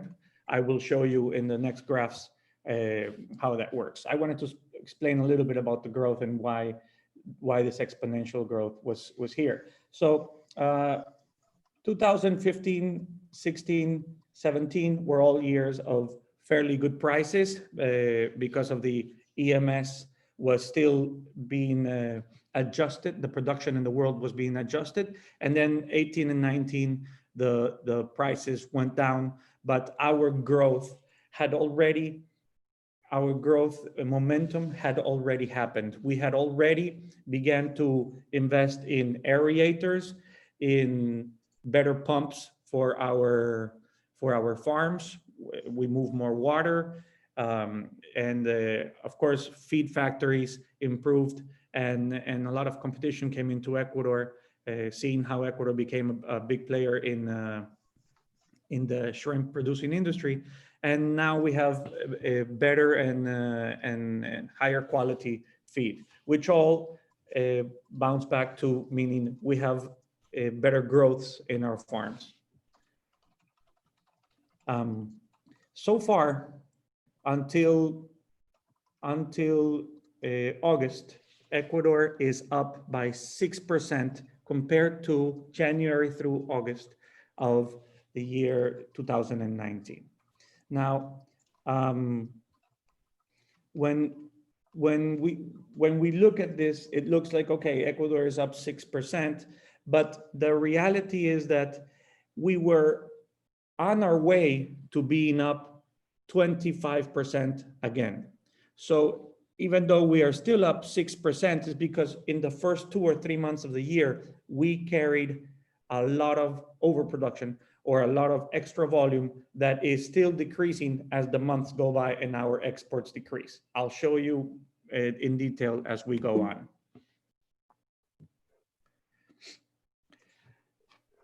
This graph I made is the exports of Ecuador in pounds by month, by year. And I know there's a lot of lines, but let me just, I don't know if you can see my mouse, but the bottom line, the bottom blue line is 2010 exports by month, how much we exported in January, February, March. That's the blue line. Then you have the orange, then you have every other line that goes upward from that bottom of the graph. And as you can see, in January of 2010, Ecuador's monthly exports were 20 million pounds. That's it. In January of 2019, we did 88 million pounds. So that was 4 times the amount of volume we did in 2010. I did this just to show that our growth is steady and we have grown month by month and year by year. You barely see any year that collides with the other, which means that it's rare to see that we have a January of a following year, of the future year, that is less than the January of the previous year, right? So you can see that every January we go up a little, every February we go up a little compared to the February from the previous year. Well, now COVID happened and this changed everything, and I'm going to show you. So our production lines that we saw in the previous graph were very steady, right? They were almost straight lines. They had some sort of tendency in our hot season, which is around March, April, and May, which showed a peak, but in the past. But in the last, let me go back a little bit and show you it becomes kind of steady, the production. Once we hit the April or May, we become kind of steady for the rest of the year with an output. This year in January and February, we were doing very well. We were up 25%. We had a good increase from 2019 to 2020. And in March, the lockdown began. And Ecuador went into a very serious lockdown because we were very, very seriously hit by COVID. The lockdown in the first 2 weeks was complete. And after the 2 weeks, the government started to offer permits to the exporting sectors of Ecuador, not only shrimp, but bananas, flowers, the people who export products. Our economy needed that income. So under the regulations and the controls and everything that people had to go through, suits and face masks and shields and everything that you already know from this year, they allowed us to go back to work to some degree. So March was supposed to be a month where we were going to have exports of about 140 million pounds, but we instead had exports of 116 million pounds because the lockdown was March 16 or 17, and we have a harvest that happened on March 20th, which was not able to happen. I'm going to show you later what happened exactly in those months as far as production and harvesting and the days that the plants worked. I have something prepared for that.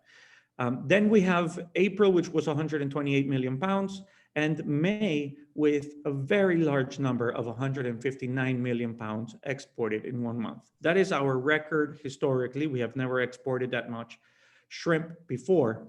And it is due to the fact that in March and April, the farmers had to hold back and they had to leave the shrimp in the ponds because the factories did not have workers. Now, everybody who's a producing country, who's a producer or has a packing plant knows that without workers, the packing plant cannot move. So this is what happened in March and April. That's why the numbers are lower than what they are in May. When the packing plants had limits, the farmers couldn't harvest.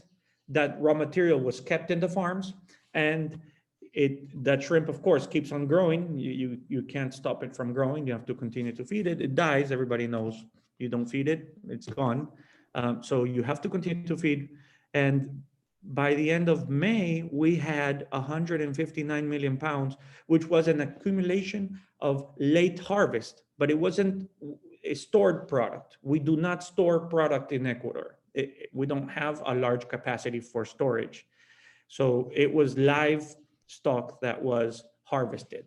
Now, when you have the shrimp in the pond, you do not seed new shrimp until you know the date that you are going to harvest the main pond, the grow out pond, right? Nobody seeds. If they don't know what day the harvest is, you cannot put the seed in because then you have pressure to harvest. So in March and April, the farmers stepped back from seeding new larvae. And that's why you see a very important drop in July, because from March, we did not seed, from March, we did not seed the farms immediately as our programs are and our protocols of seeding. We had to hold back because of the pandemic. And that's where the output decreases by July and August of this year. We have a 20% drop in July and we have a 7% drop in August in our production. I'm going to explain a little of what happened, and I think a lot of you are going to relate and understand. But in Ecuador, we have harvest. These are two graphs. You have one on the left, one on the right. In Ecuador, we have harvest according to the lunar cycles. So we harvest when it's a new moon and when it's a full moon, right? That's the time when the shrimp's texture is for us ideal. The shrimp is hard, is healthy, is swimming, and it's a good time to harvest. It's very active at night. That's what we see on the left. On the left, that's a usual month without COVID in Ecuador. The packing plants that have a capacity, I'm saying this is an example, there's a packing plant that would have a capacity of 400,000 pounds of freezing capacity per day, processing and freezing capacity. Those plants, when it's off harvest during the month, you can see that there's the numbers 1 through 30, that's the 30 days of the month. They usually are not full. They do not buy shrimp in an off harvest, right? We have a word, we call it the quiebra, which is the term for in the middle of two tides, right? Of two harvests, the quiebra. So we have 50,000, that plant in the first few days of the month without a harvest can have 50,000, which is 50,000 pounds per day. That's about 10% of their capacity. But then when the peak harvesting begins, which is the full moon or the new moon, it gets up to 400. So they get up to full capacity in a peak. They only work full capacity for 2, 3, 4, 5 days, and then they go back down for the rest of the off harvest until there's a new moon, and then it goes back up. So there's about 2.5 moons every month. So that's how our harvesting works. Why I explained this, because during COVID, this wasn't a possibility for the second cycle. So we completely missed the second cycle of March, the second harvesting of March. And that shrimp had to be held back in the farms, and then the farmers had to harvest it later on, because everybody knows when you have a density and you are used to a protocol, there's only so much livestock, live volume that your pond can withstand. So if your shrimp grows too much, you start to lose animals and to have deaths in the pond. So they had to forcibly, they had to harvest during the rest of the days. And what happened is similar to the graph on the right. So during the first week of COVID, we said, when customers asked, well, how's production? And we answered in the first weeks of the lockdown, we said, our plants are down to 20% of their production. And if this continues, that could mean that we're going to have an output 20 to 30% of a decrease from our normal production. It didn't really happen because when the government stepped in and said, I'm going to allow you to work at a percentage with special permits, everybody was so desperate to harvest that they harvested every single day, not regarding the texture or the moon. So we forced our harvests without any concern for the texture, because we had to take the shrimp out of the ponds, right? And that's what created that output in March and April of 110 million pounds, instead of a decrease to half what we thought was going to happen. Okay, so just to keep on going in line with that, our projected exports without COVID are the red dotted line. We did 132 million pounds in February, and that was fine. There was no COVID yet in Ecuador. Their COVID had already started in China, and we were already starting to see a China demand slowing down a little bit, but we had shifted our exports to USA and to Europe, pushing a little more product to those markets, trying to set off the lack of demand from China. Their Chinese New Year sales weren't any good, so importers were protesting and saying, well, we can't continue to keep on buying product if we're not consuming it. Okay, so this is our projected export line. If COVID wouldn't have happened, it would have been very stable for the months of March, April, May, June, July, and August. Maybe in September it would have dropped a little. That's when our cold weather starts. And when it drops a little, it really drops 5–10%. So it's not a big drop. And then we have a big harvest in November, because the farmers have gotten used to seeding and arranging their protocols to have a lot of product in November, because that's a very high price moment when Chinese importers come in for preparations of the Chinese New Year stock. So the farmers already know this, and throughout the years they have gathered the information, and now they set aside a lot of production to be harvested in October and November to have product for that moment that they requested. All right, so our July exports compared to previous years show a decrease in 21%. We saw it in the other graphs. This is just a different way of showing it. In August, we are down 7%.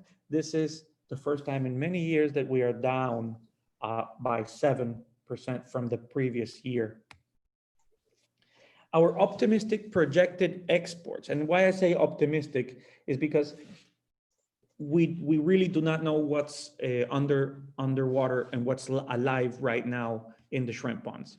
We have seeded less densities. We were very careful with the amount of product we seeded in order to try to control our cost of production, our cost per pound, knowing that the market was very low. And it was, I think in Ecuador, it was lower than anywhere in the world, because as you'll see in the next graphs, our production is exported mainly to China.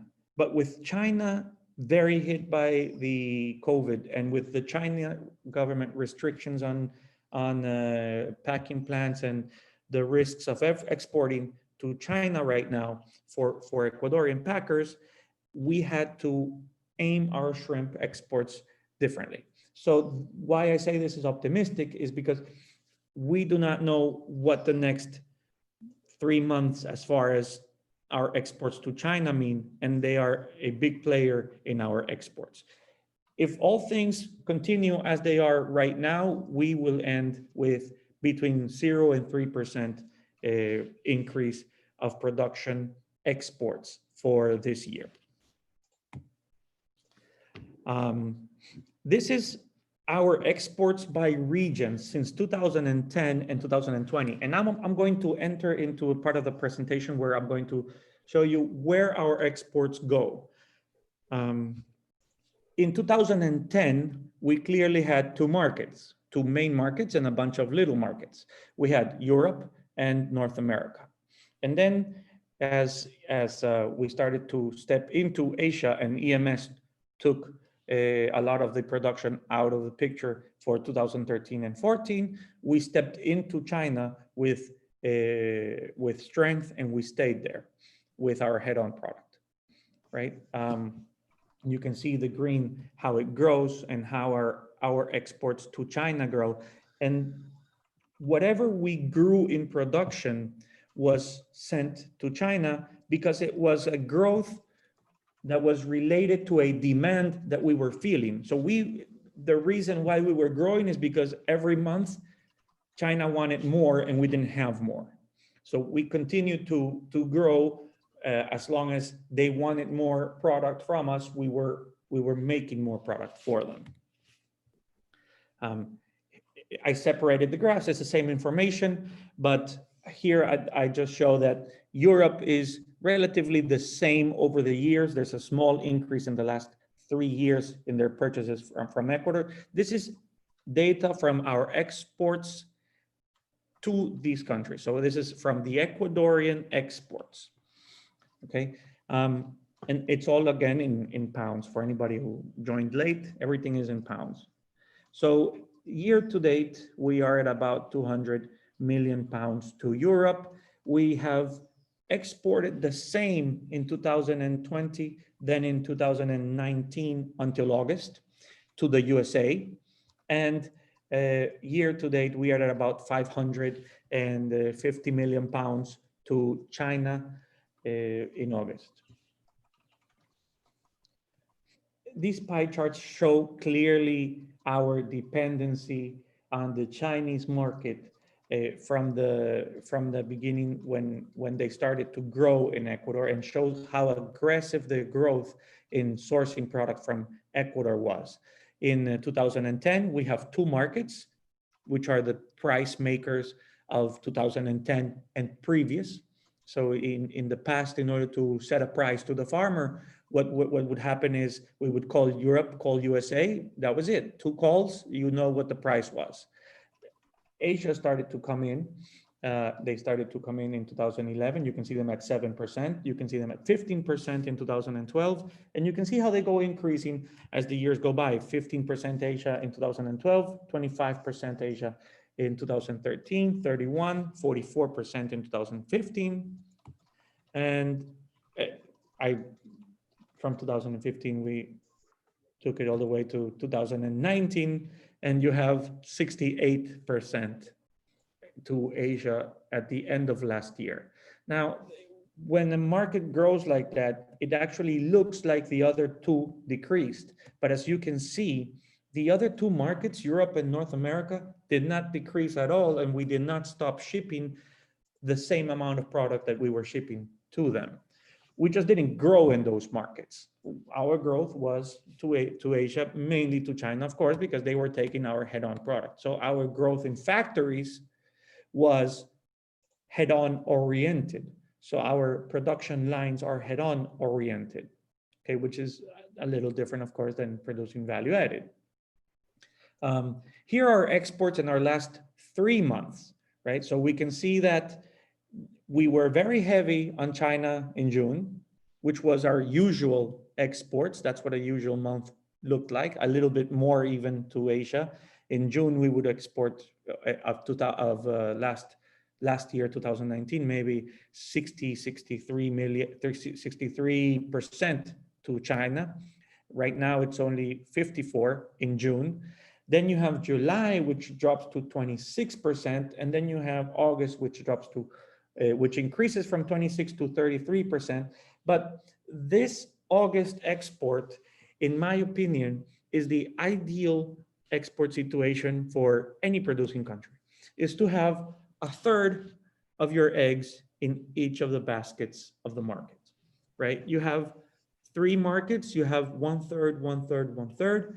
If somebody wants a little more shrimp, they have to increase the price in order to get it. If somebody doesn't want any shrimp, you still have other 2 strong markets that can take it. So your diversification in the case of August is ideal. And that's what's causing today's improvement in the raw material prices in Ecuador. We had very, very steep drops in the prices in Ecuador in June and previous, because our main market, which is China, was a very risky market for us. And actually we had 3 packing plants shut down. So that risk transferred to, I do not want to buy head-on for the packing plants. I do not want to use the raw material for head-on, and immediately transferred to the price dropping a lot in the raw material. This is, it's basically the same information, but it's month by month. As you can see, every month was identical. There's a lot of product going to Asia. There's the same to Europe, the same to the United States, until the very last graph in August, where you can see that the 3 bars are equal amounts of product, right? And as I mentioned in the past graph, this is our ideal point, is to try to share the 3 markets equally. Our exports by month to the regions show, I put this because it shows a little better how we are trying to grow in Europe since the pandemic in April. We are trying to grow our exports to Europe. We are trying to grow in North America our exports. We are putting a lot of effort into growing our value-added exports into the USA. And we are doing definitely a lot of effort in trying to send to China only what they really, really are demanding, what they're most wanting at the moment. China did have very big months, and Asia did have very big months in exports from Ecuador, which means they probably have still stocks in their warehouses of product. So that drop is not only we don't want to send them because we are afraid, but it's also they do not want to buy because they have some stocks in inventory, which is understandable in a COVID year. I'm going to go really quick through this because I think time is almost up.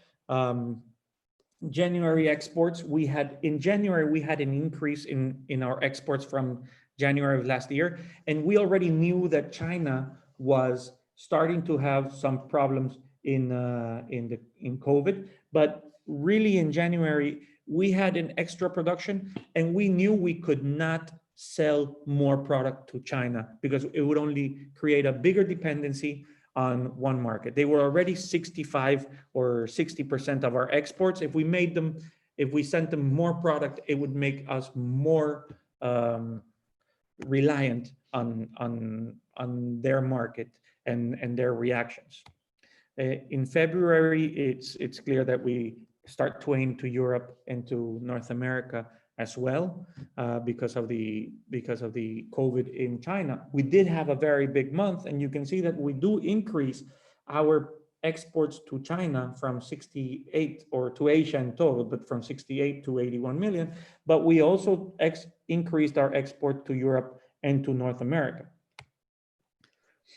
Then March comes, and here's when Ecuador slowed down from what it was shipping before. And you can see that we had an identical month to the same month of the previous year.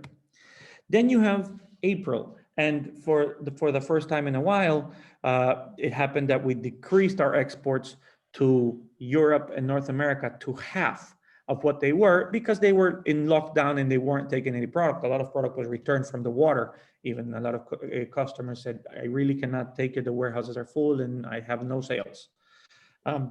During that month, China thought they were getting back in business. They were reopening, and the importers took and stepped in to the market strong to buy some product, because our prices had decreased a little bit, and they stepped in to start taking more product and to take a position, have inventories for the future months, thinking that maybe the COVID situation wasn't going to get too worse in the rest of the world, or that it wasn't going to last as long. That's speculation, but I'm guessing that's what they thought. That's why they took a lot of volume from us in April, and the same happened in May. In May, we had our highest ever export to Asia, which was 121 million pounds. Out of that 121, which is Asia, China is 115, I think, or 110. I think it's 115 in the month of May. We see that Europe and North America start to recuperate. They're getting slowly back to their normal buying levels, because they're starting to reopen. They were hit first, then Ecuador. And then we have June, which is summer season in the United States. You can clearly see that the US needed some product. There was a decrease of the exports from India, of course, and from other parts into the US, and we stepped in, and we are very close. It's 3 weeks arrival, and we did a little bit more exports to the US. This is 28 million pounds in the month of June. And in the month of July, we had our highest ever export to USA with 35 million pounds, which is double what we usually do in the middle of the summer, when they were short from products from India. As you can see, Europe also increased to 34 million, and we decreased our exports to China to 25 million pounds. In August, we had our highest ever export to Europe, which is 36 million pounds. We have, now all of this is accompanied by a very low price of the raw material, a very low price on our exports. So when you have these low prices, because your main market is not, our main market is Asia, our main market was not demanding large amounts of product, these low prices help the retailers, the restaurants, all the distributors to promote the shrimp better, and to give more promotions, discounts, and that eventually turns out to have a positive effect on consumption. So consumption did go up, or has gone up from the past. It's just the same information, but you can see how deep our dive is in Asia, in China mainly, in export volume, a drop of 70%. Eventually, they will consume their inventories and come back to buy product from Ecuador again. I have the same in Europe, where you can see that our growth in percentages is very interesting in July and August. In USA, our growth is double. We exported double of what we were exporting in the same month of last year to them, which adds up to, already in August, we have exported the same amount of shrimp to the USA. Up to then, in August of 2020, we already did the same amount as all of 2019. Our exports to China without Asia, in all of my graphs, you see Asia, that includes Japan, Taiwan, includes Vietnam exports, it includes our exports to Russia, to all these markets. Now, this is only China. And you can see that we are clearly dropping a lot in China. I mean, total year to date, we are down 11%. Last month, 63%, and then July, 76%. This is a price reference of the price to the raw material. And as you can see, in 2016, 17, and 18, when the volume, which is the brown shaded area, starts to increase, the market has to correct in a lower price, because that's when we came out of the EMS and everybody started to have healthy productions, which is good for everyone. And the problem is, with everybody producing healthy, everybody having good numbers at the end of the year, of course, the market has to decrease in order to accommodate and to make room for getting new consumers to step into our product. Then, of course, 2020 is a very steep dive because of the COVID situation, and it's clearly marked in the graph. Right. Then you see the green shaded, which is our exports to China, to China, drop heavily. And as soon as they drop heavily and we stop shipping to China for 2 months, the prices bounce right back up in Ecuador.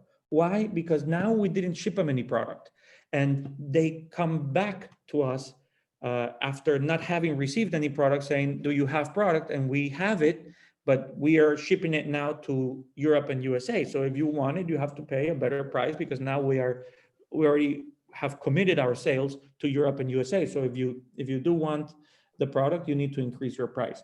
And that's what happened in the past few days. So yeah, as somebody said previously, we are looking to have a good end of the year in 2020 as far as prices go. And hopefully with volumes, we won't be too low to lose the gain in volume that we already have throughout the year.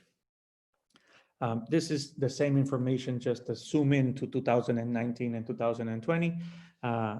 You can see that our exports look about the same from one year to the other, with a little peak in May because of all the product that had been saved and not harvested in March and April of 2019. Thank you very much. That is my presentation.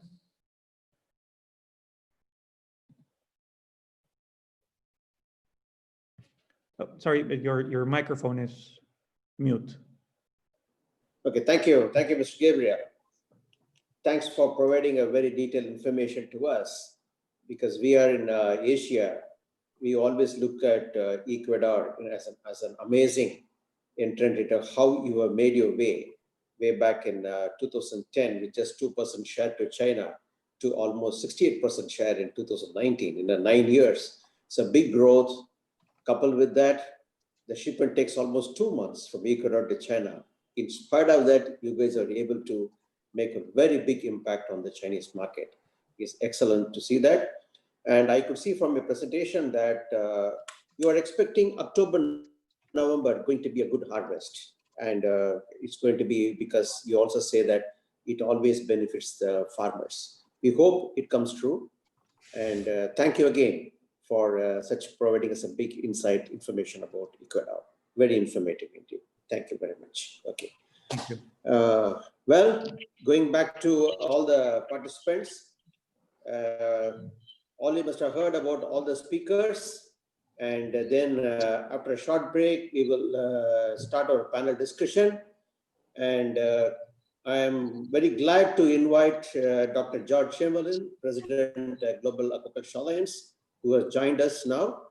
And thanks, Dr. George. Welcome back to the program. And you'll also be joining us as a panelist. And we also have Mr. William Pregel from Shrimp Insights, who also presented on the market, European markets yesterday. He will also be joining us as a panelist. Well, now let's take a break and look at the sponsors. Mr. Sendil, please go ahead.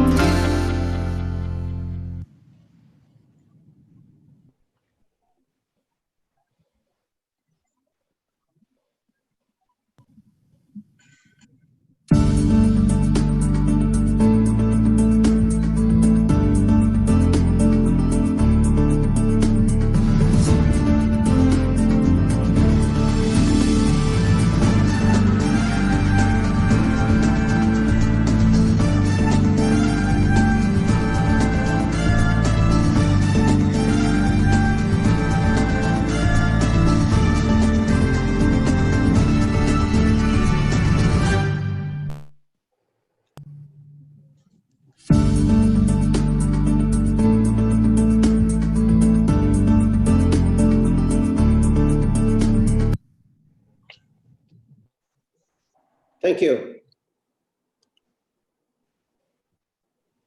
Thank you all. So we'll go back to the panel discussion. Before you go, and every break during the sponsors presentation, again, thank you all sponsors for making this happen. And again, I'm making the repeated announcement that the goal virtual seminar is on October 6th to 8th.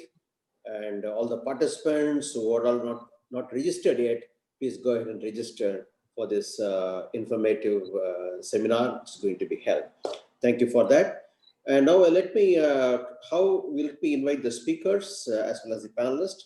Mr. Samson Lee, you are there with us? Yes. Yeah, you're there. And Mr. Paresh Shetty, yes, he's there. Mr. Harris, you're there. And who else? Yes, Dr. George, welcome. Welcome back to the panelists. Good morning to you. Yeah, always a pleasure. Thank you. Okay, thank you. Thank you for that. And I also welcome our past president, Mr. Ravikumar Lanki, is there. And also past president, Mr. Muthakarpan, as well as Dr. Suresh, our president. Welcome to that. How I would like to go ahead on this panel discussion is, we have received a few questions to the panelists, to the speakers. I have taken a few important questions, and I would like to address this question directly to the speakers, let them answer. After that, we can get into the panel discussion, so very important thing. After these questions are, as a moderator, what I would like to look upon is, apart from we have learned what are the production in each countries in Asia at this moment. Taking clue from Dr. George's suggestion yesterday on the avocado model, how we can make a unified marketing approach for shrimps from the producer perspective. How can we end the uncertainties for the farmers as well as for the end buyer in terms of fluctuations in price? How this impact can be overcome if at all we make as some sort of a unified marketing approach from the Asia as well as from Ecuador. Who should take the lead? What should be our objective and how we should move forward? So I hope we could have some sort of a discussion, especially with Dr. George is with us. So is William Prejelis here with us? Can you see him? Oh, okay, yes, welcome. Welcome, Mr. William Prejelis. Okay, first my questions to Mr. Samson Lee. A few questions have been posted on that. They said you talked about intensification in Vietnam.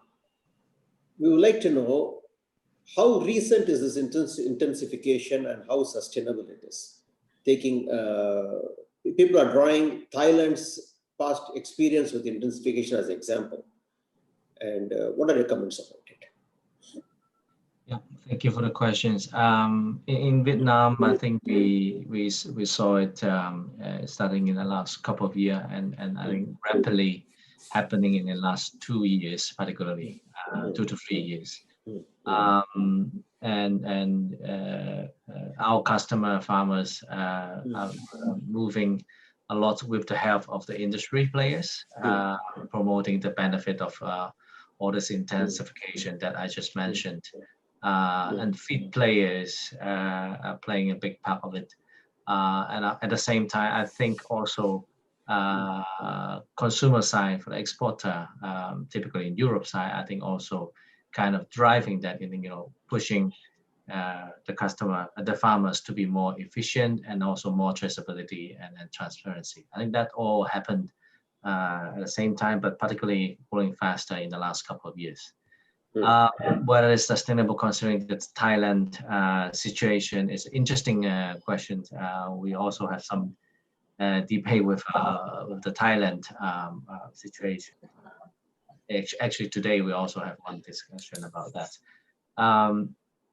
I don't have the crystal ball, but I think at least I think from the Vietnam perspective, it has been very successful. The only thing is we're seeing the speed as we see is much faster, and in the foreseeable next few years, we believe that it will be even going faster instead of slowing down. We don't see that trend, slowing down trend is there. that's what we see at least in Vietnam. Okay, thank you very much. The next question is, in 2019 in Vietnam, somebody has said that the imports have been 234,000 metric tons, whereas the production is about 583 metric thousand tons. So they just wanted to know how these figures match. There's some sort of explanation. What will be your take on that? It is always interesting to look at Vietnam's figures when it comes with local production and export. And we know that there's official export channel, and there's the channels that we don't know how much is being exported. It is very difficult to really see the import-export, the matching numbers. To be frank, we have been looking at various sources from the banker, from the industry, from the exporting and receiving countries. It's very difficult to say. But what we see is domestic production, except for this year, has been growing. And I think the big part is the domestic consumption, which we estimated about 30%. That is what we believe the number. And for India itself, the number that's going into Vietnam in the past will be very much, I think, will be re-export in some form, probably not only to China, but it's difficult to say. But the numbers is very difficult to reconcile as well. Thank you. The other question from the producer perspective, you have mentioned about how do you think this functional feeds would be useful for the farmer? It has to be anything to do with specific to do with the genetics or with the growth, or how do you see the future of this? How is this going to be helpful to the farmer? We have three types of functional feed, and specifically not for the genetic, but for the challenge of the farmers and the shrimps that undergoing. One being that we're boosting the weight gained for the animal in relatively short period of time, especially when the shrimp price is becoming better, and some farmers want to really get a good result in a relative short period of time, and that's definitely helped farmers to grasp the opportunity. The other is really on the boosting the immunity of the animal, and also the disease reduction side. As we know that I think the shrimp farming is we're seeing a lot of challenges in the diseases in the pond, and we believe also with intensification, which is addressing the question that you have come back to the Thailand model, whether it's sustainable or not. We foresee that we will get more challenges, and shrimp will get more stressful when the population in the same area is getting more crowded. So with this, the functional feed and the research and the technology behind that, we definitely needed for industry, and we believe that this can help the farmers a lot down the road. Yes, one last question on that is, again on the functional feeds, people have asked that because usually the common perception is functional feeds are supposed to be very expensive. And how do you look at it as a cost-effective measures to provide a good function, like a biological function for the shrimp? I think it should not be using the word expensive. I think it's whether it's valuable or not to the farmers. You can have very low-cost solution, but it doesn't work. And to me, that is very expensive. Yes. I think to the farmers, the most important thing is whatever you put in the pond, whatever you put in the shrimp, it needs to be effective, and it needs to grow, it needs to survive. At the end of the day, that is still how it works. And for we should look at the value. If we can help the farmers increasing the survival rate, increasing the weight gain, increasing the color, even help them to build on more value to the next value chain buyers. I think that is what is more important, what is more valuable. Okay, thank you very much. Thanks for answering the questions. Now I move to the next speaker, Mr. Paresh Shetty. Sir, we have received questions saying that you have mentioned about 100,000 metric ton that will be less this year. And you also said that, in next 3 months, there's going to be a consistent supply in November and December also, because you have shown us the a stocking pattern in the month of August as well as in September. Do you feel that the reduction in the quantity is attributed to the lower of average body weights also? Because some people say the majority of the harvest is less than 15 grams in majority of the area in Andhra Pradesh. What is your comment on this, sir? See, compared to last year, we are comparing that this year the average body weight of the harvested shrimp has been less. Last year there was a consistency. If you look at Gujarat, Bengal, Orissa, they were always about 40, 50, 30 count, 20 count and all. But this year, throughout the Indian, where all type of sizes were harvested. It was majorly due to forced harvest, panic harvest, as well as the disease outbreaks. There's a continuous, previous year, there was a pattern of disease, like during monsoon time, there was a disease. And after monsoon, there was a disease. But this year, from the beginning, from the lockdown time onwards, continuously there was an outbreak of diseases, less growth, the shunted growth, and uneven sizes. Farmers, when they were doing sampling, they were saying no growth at all. So, fearing that prices will be less in the future days, they are not ready to wait. Also, they are harvesting more and more. So, if you like, if you see the number of seed stocked compared to last year to this year, it will be more, but the output will be less. That itself shows that the average body weight of the harvested shrimp is much lesser than last couple of years.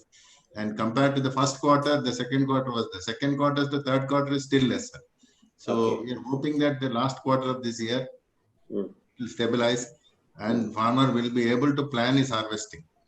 This last 2 quarters, there is no planned harvest. We hardly can see 15-20% planned harvest. Rest all were either panic harvesting or forced harvesting. Thank you, sir. Thank you very much. Because this sends a good signal to the farmers as well as to the customers or the end buyers also. Thank you very much for that. Our next question will be to Mr. Harris. We have a few questions for you. The export figures which you were given, these are all head-on shell-on figures, because they see that there is a big gap between the production and export. So they would like to know what happened to the balance. It's been consumed locally, or where does it go? What happens to the quantities? Mostly the export is headless and peel, and the gap is because we also have a local market, a domestic market. That's mean that we convert from headless to head-on, sell-on is 60%. It's mean the number is different. It's a big difference. And also our local consumption, even during the COVID, is not so strong due to the purchasing power. It's still around 15% of production is consumed by locally. Okay. You must have. The next question is, what are the price control measures taken by the Indonesian government and other organizations, and especially yourself, in this situation? You would like to explain that to us? Yeah, of course, we cannot control the price. Even government cannot control the price.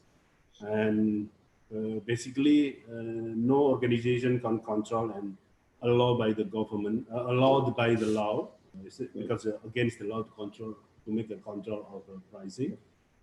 We are very strict on price control regulation. But during the pandemic of COVID, the government gave some relaxation for credit, especially for small scale farm, small scale shrimp farmer. Only relaxation of credit for the bank. Okay, thank you very much for that. Okay. The other question is, what are the major diseases you get confronted in the Indonesian shrimp farm? Yeah, we have a global disease like a white spot. It's still the biggest threat for us. But we also, Indonesia also have a specific disease like a IMNV or myovirus that Thailand and also India don't have. And also white phases disease. And even officially it's not declared, we also have a small portion of EMS disease. Okay, thank you. And you are shown that your average stocking densities are about 100 to 250 pieces per square meter. Some people would like to know what are the major infrastructure changes that are required to meet up with this high stocking densities. Yeah, the major changes, of course, a number of paddle wheel and also the depth of the water.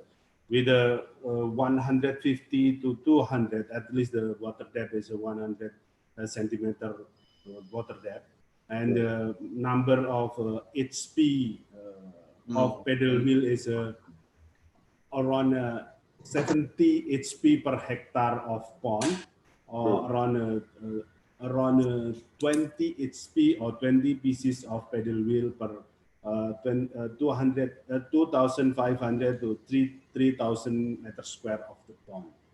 Also, the number of pump, because pumping is not so much different, because we mostly implement the less water exchange system, not flock system, but the less water exchange system. That's why we're not changing a lot of number of pump power. The only thing we change a lot is the number of paddle wheel. Okay. Indonesia also, as mentioned about the sustainability, as you know that in the sustainability and stock high density, as Thailand and also Vietnam have a problem. We have a lot of pristine area and new area, still not exploited area like Sulawesi, some part of Maluku, and also in Flores and Timor, that now is progress aggressively. More and more investors from big city like Jakarta and Surabaya move to Sulawesi to find out the new area. Sulawesi, some part of lot of part of Sulawesi Island is still not exploited. That's why we considering because still new area, people or farmer tend to using exploiting more and more with the high density. It's a tricky thing, but maybe not safe enough for the long term, but at least for 3 or 4 next 3 or 5 years is still okay to expand. Okay, thank you very much. Thank you. Mr. Gabriel, I don't have any specific questions from the participants, but I hope the panelists would have a number of questions to be asked to you. So to start with the question and the discussion among the panels, first I would like to invite our past president, Mr. Avik Mayalanki, to start the discussions, and you can point what is the subject you would like to take it up for discussion and who's the speaker or for general moderation. Go ahead, sir, please. Thank you very much, Chief. I mean, what we could understand today is more or less all the 3 countries, Ecuador, India, and Vietnam, are producing similar quantities of, shrimps. I mean, India, our Paresh Shetty has projected a figure of 655,000 tons or so. And if you go with the figures of Gabriel, it is coming to about 655,000 this year. And Mr. Samson Lee also has given similar kind of figure. I think I'm not really sure. What was the figure you gave, Samson, for the annual production? Sorry, say again. Annual production of? Vietnam. For yeah, well, 583. Yes, 583. Close to it is exporter production. Production. So Vietnam could be a little less, but Ecuador and India, if you look at, more or less the same, because Ecuador exports everything head-on, whereas India is headless. And what Paresh Shetty has given is about 650 and all that is production, So the top 1 and 2 countries are almost at the same level. Of course, India has gone down, and Vietnam is at par with last year, slightly has gone down. So there could be something like, about 20% squeeze in the production. Can we arrive at that figure? 15-20% squeeze in the overall production. I mean, if you take the overall size of the market as 4 million, and if you're decreasing by say about 15%, probably about 600,000, the production is going to be less. And then we can go to Willem and ask what is the demand drop in all the countries put together, then we can see whether the supply drop is commensurate with the demand drop, you know. Yeah, taking clue from Mr. Ravi's comment that if we assume the overall production from individual respective countries are going to be around 20% lesser than previous year, the net overall production also is going to be 20% less this year, the global production. So would I call upon Willem? I mean, what is your count on this? You know, how do you like to look at it? Do you think the consumptions would also be less or still the same level? I mean, if that is the case, the prices should go up. Yeah, that's the idea. I think this is a very dangerous question to ask and quite a responsibility to answer. That's why we're asking you. Yeah. but first of all, I think that your 20% production drop, from the presentations today, I don't see it, because Avanti was saying 16% for India. I believe, Gabriel, you are saying 6% for Ecuador. Vietnam is also not giving a drop.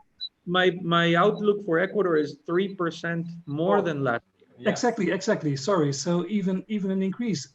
Indonesia is also not producing less than last year, as far as I follow the data in Indonesia, at least. So, you know, like, your question is maybe not really relevant, because if we are talking about the wrong number, what I'm sure about is that consumption in Europe and the US, looking at the current data, you would not expect a drop of more than 5 to 10%. So that would mean, if you are right with your 20% production drop, that would mean that prices should sustain in a proper way, no? But if you might take a little bit more progressive view on the production, and production might maybe only drop 5 to 10% year on year, then we might have an equilibrium, or maybe even production might increase a bit more than demand. So I think that is very dangerous to work with this 20% production drop at the global level. I don't see it, to be honest. No, yes, Mr. Ravi, you would like to say something? Yeah. What I said is there could be a 15% drop, and you're leaving the other major market, China. There is drop in consumption, you know. I mean, during the lockdown for the first 3 months, they were not eating anything. And afterwards, after the finding of traces in the packages, the consumption has dropped down. I mean, if you take Chinese consumption, it is about 1.1 million out of 4 million tons. And there could be a serious drop, you know, right from January. It happened between January and March. And again, it started happening from July onwards. Okay. So why are you not looking at that drop? And there could be drop. But year on year, Ravi, I don't have the Chinese figures in front of me. We would need Vincent to check. You would never get them, for that matter, you know. But we know for sure the consumption is about 1.1 million tons, you know. Yeah. So there is a serious drop there. Yeah, but the data will tell, no, and that's what we still have to see. Like, is that drop really gonna happen? Yeah, you could understand from Gabriel's numbers. See, they were exporting big quantities to China, but this year what happened? It was coming to Europe and US. Yeah, so, that's correct. But yeah. Okay. Now there's an important addition. Sorry to interrupt. There's an important addition. Even though we're all doing the same shrimp, the markets react according to the type of product they buy. For example, when there's a shortage on one size, that size could increase and the other sizes could drop. It's size oriented. It's also product oriented, right? So Ecuador does a lot of head-on, but we also do value added in much less quantities, much less quantities. But the fact that overall shrimp production could be the same or stable from this year to the previous year is, in a realistic way, it is a decrease from what we were going to export. Because if Ecuador exports the same as the previous year, right, the Ecuador tendency was to export 20% more than the previous year. Indian tendency was to export maybe 15, 20% more than previous year. So that our production tendencies were increasing.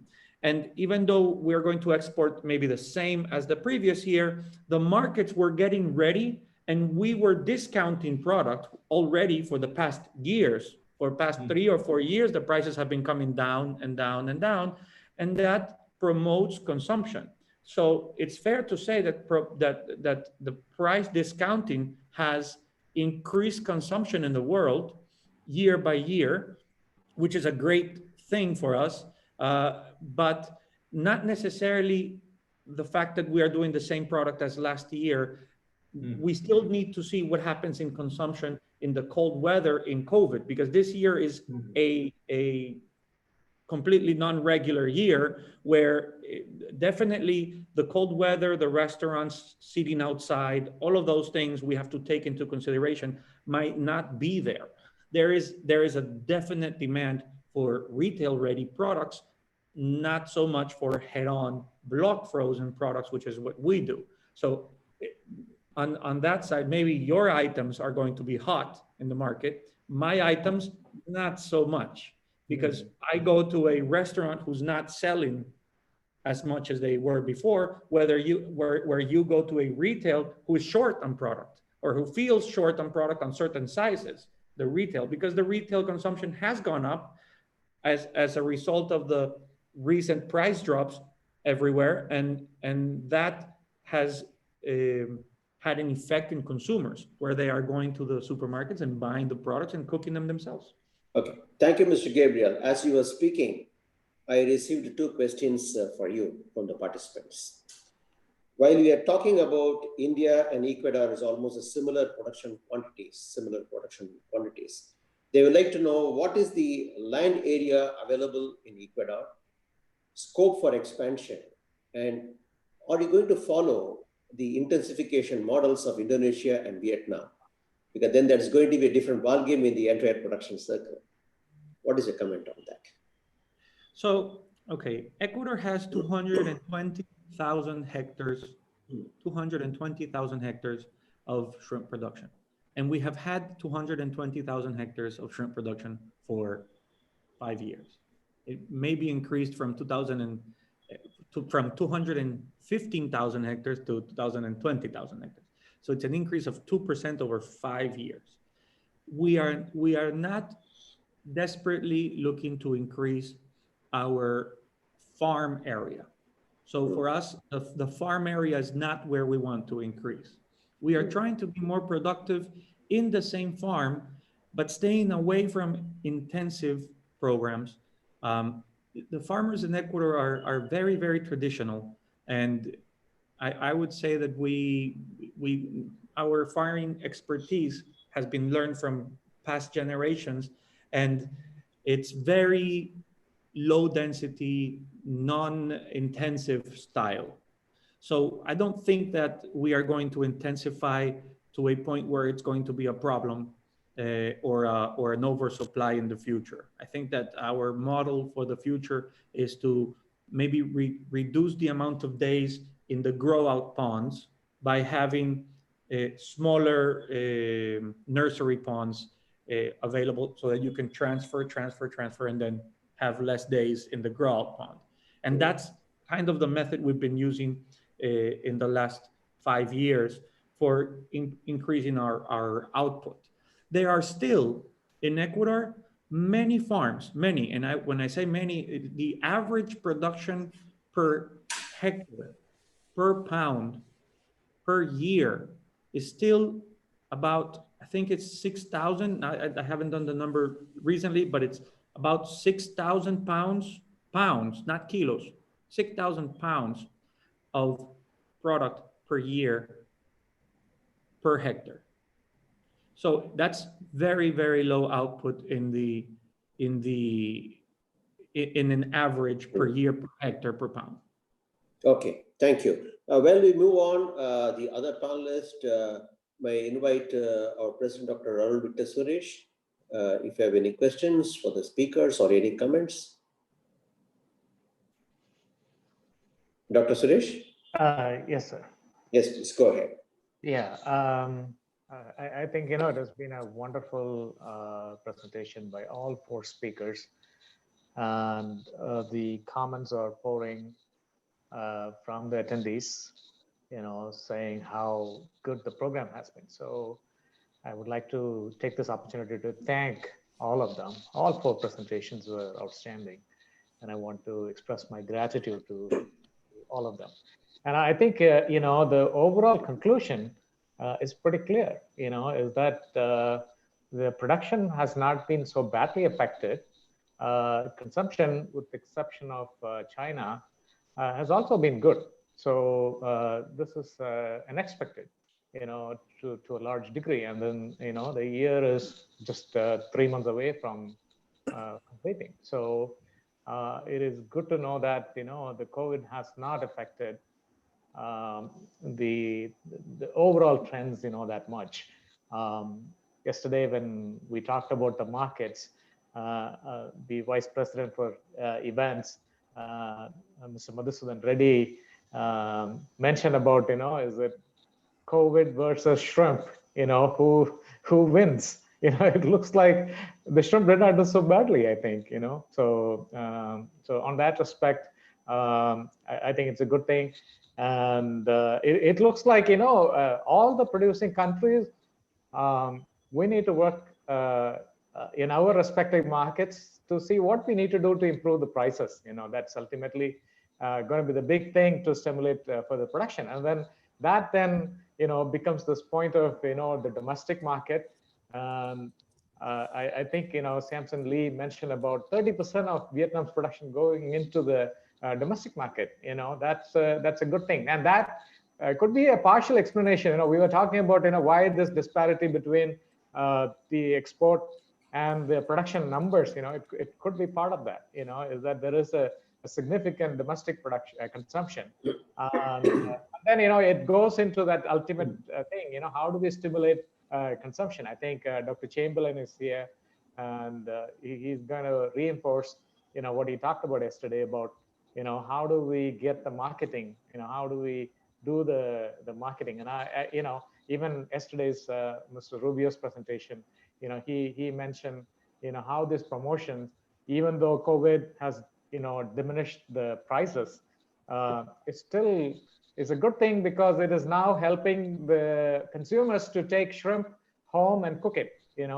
So post-COVID, when you look at a year from now, if the retail sales, sustain their trend, and if young people, particularly young people, are cooking, more shrimp, that's a good thing for us, for our sector. So, so in all, I think, the COVID has done something good for our industry, in these respects. So that's sort of my take-home lesson, from these 2 days of webinar. Okay, thank you, Dr. Suresh. Thank you, President. And we have a question for Mr. Samson Lee. So someone would like to know, what is the projection for Vietnam the next coming years in terms of production?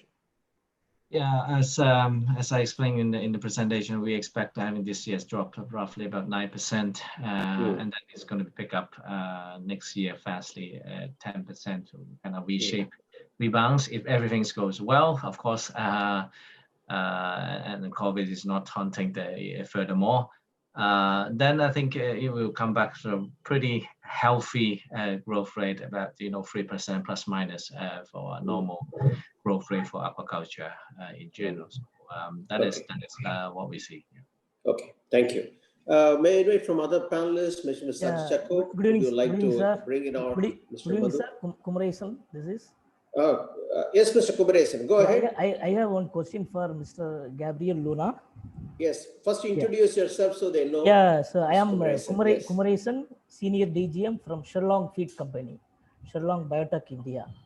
So I have one question. He's also executive member of SAP. SAP, yeah. Yes. So I have one question. Sir, you told you follow the lunar period for harvesting the shrimps. I think you will follow that molting graph of shrimp. I hear that Ecuador, you will follow that molting molting curve of shrimps before deciding the harvest. Can you brief about it? It will be useful for our farmers. let's see if I understand the question is, how do we harvest, or what how, is the how you decide the harvest based on the molting graph of shrimps?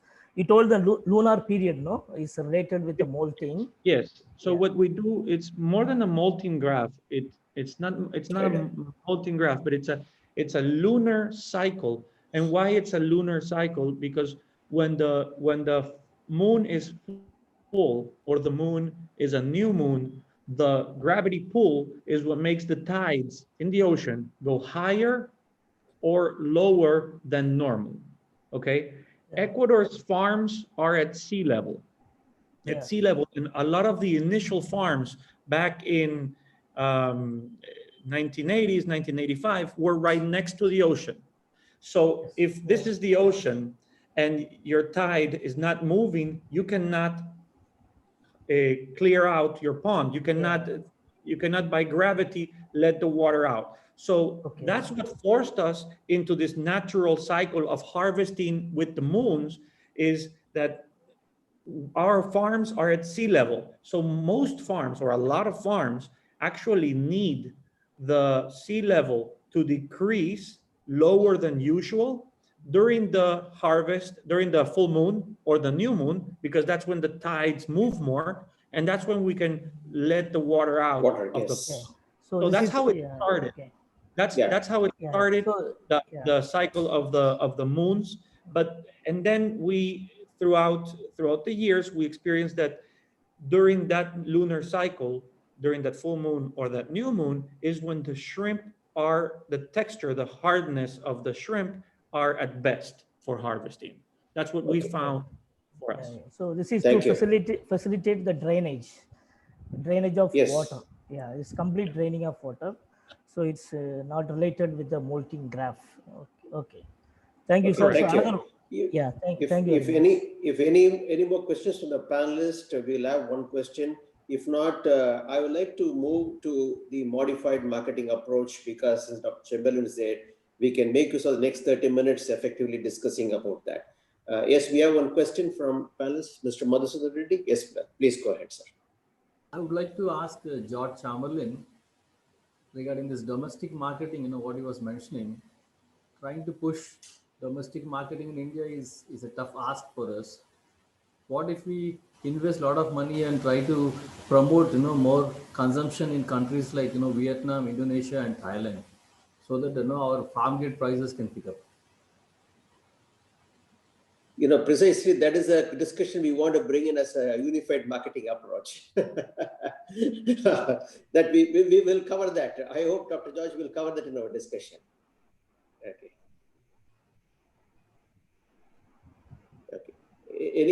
Any other question, Mr. Saji? Okay. Then may I invite Dr. George. Would you like to again say a few words about the avocado model, and say what is it you have in mind on the unified marketing approach for the shrimps, which you explained us yesterday? Please go ahead, please. Okay, well, thank you very much. I'm afraid what I have to say is really going to be a repeat of what we discussed yesterday, but I think it's reinforced by the discussions today about production.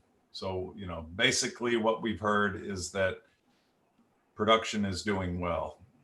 Ecuador is just doing fantastic. Their breeding program, breeding animals that are actually from the pond environment, so that they have immediate resistance to disease, but also improving in growth rate. And Ecuador's improving its production technology using auto feeders, and in some cases a little bit of aeration. And anyway, we see the progress in Vietnam with the intensification. And I think that that's not just Vietnam, that's in Malaysia, that's in Thailand. We see it in Brazil, we see it in Peru. This intensification model, to me, is really exciting, because we're taking another step toward control. It's all about control. You know, if you go back to the earliest days of shrimp farming centuries ago, there was no control. It was all about using Mother Nature, you know, wild post larvae, a very natural impoundment, natural foods. But with that came predators, competitors, diseases, all these other issues. And you had very unpredictable and very low yields. But over the decades, step by step, the controls have been added. And we're basically learning to industrialize the process. We're moving from a wild to a controlled process. And we're on this journey. You know, we only see the present. You know, we see this part of the journey, and we think that's pretty controlled, but we're nowhere near where we're going to end up, you know. And to me, you know, everybody has their own views, but when I look at the intensification process, I see that as a much farther step down the road. And I see it as adding consistency and predictability, and it enables new things. You know, for example, waste control. In these small controlled units, you can effectively remove all the waste, which controls disease. And since you don't have disease, you can control disease in these systems. You can breed just for growth rate. So we see animals that are getting, instead of, you know, 0.2, 0.3 average daily gain, maybe 0.4, 0.5. It's incredible, and it's not finished. Even things like lighting, you know, I was speaking with the Philips lighting group, and they're reviewing the literature, and they say, you know what, with the proper photo period and intensity and spectrum, actually the light can improve growth rate by 20 or 30%. Imagine, we haven't even thought about that. And then there's the mineral balance of the water, making sure the calcium and the magnesium and the potassium balance is right. So the controls, I see that as the future. Anyway, the whole point is the technology is improving, supply is increasing, the cost is going to go down a little, but the supply is going to very quickly outstrip consumption. And we come to this problem of how far is the industry willing to go to discount prices in order to increase consumption, or is it time to begin marketing? And if you look at all the other commodities, you know, I tried to point out yesterday that the US Department of Agriculture has what are called marketing boards for 22 commodities, just about everything you can think of, you know, poultry, eggs, beef, milk, soybeans, potatoes, corn, all of the nuts, pistachios, walnuts, fruits, cherries, mangoes, you know, all of these commodities, all of these things have some organizational structure to improve marketing and data collection and quality control. And we specifically discussed the avocado model because it is so similar. You know, about 15 years ago, they started, and the problems with avocados were very inconsistent quality in the market. Some were overripe, some were very green and hard as rocks. No good data on how much product was coming in and how big the market was. And then a big concern among consumers that avocados were actually not good for you. It caused heart problems. And they joined together, formed a marketing board. Every bit of avocado, every pound, every kilo of avocados entering the US market, the exporters paid a small fee, but it's even. Everybody pays the same amount. It's not a competitive issue. Everybody paid. In their case, 2.5 cents a pound. Oh, you add all the pounds, that's an enormous amount of money. And that went into supporting research.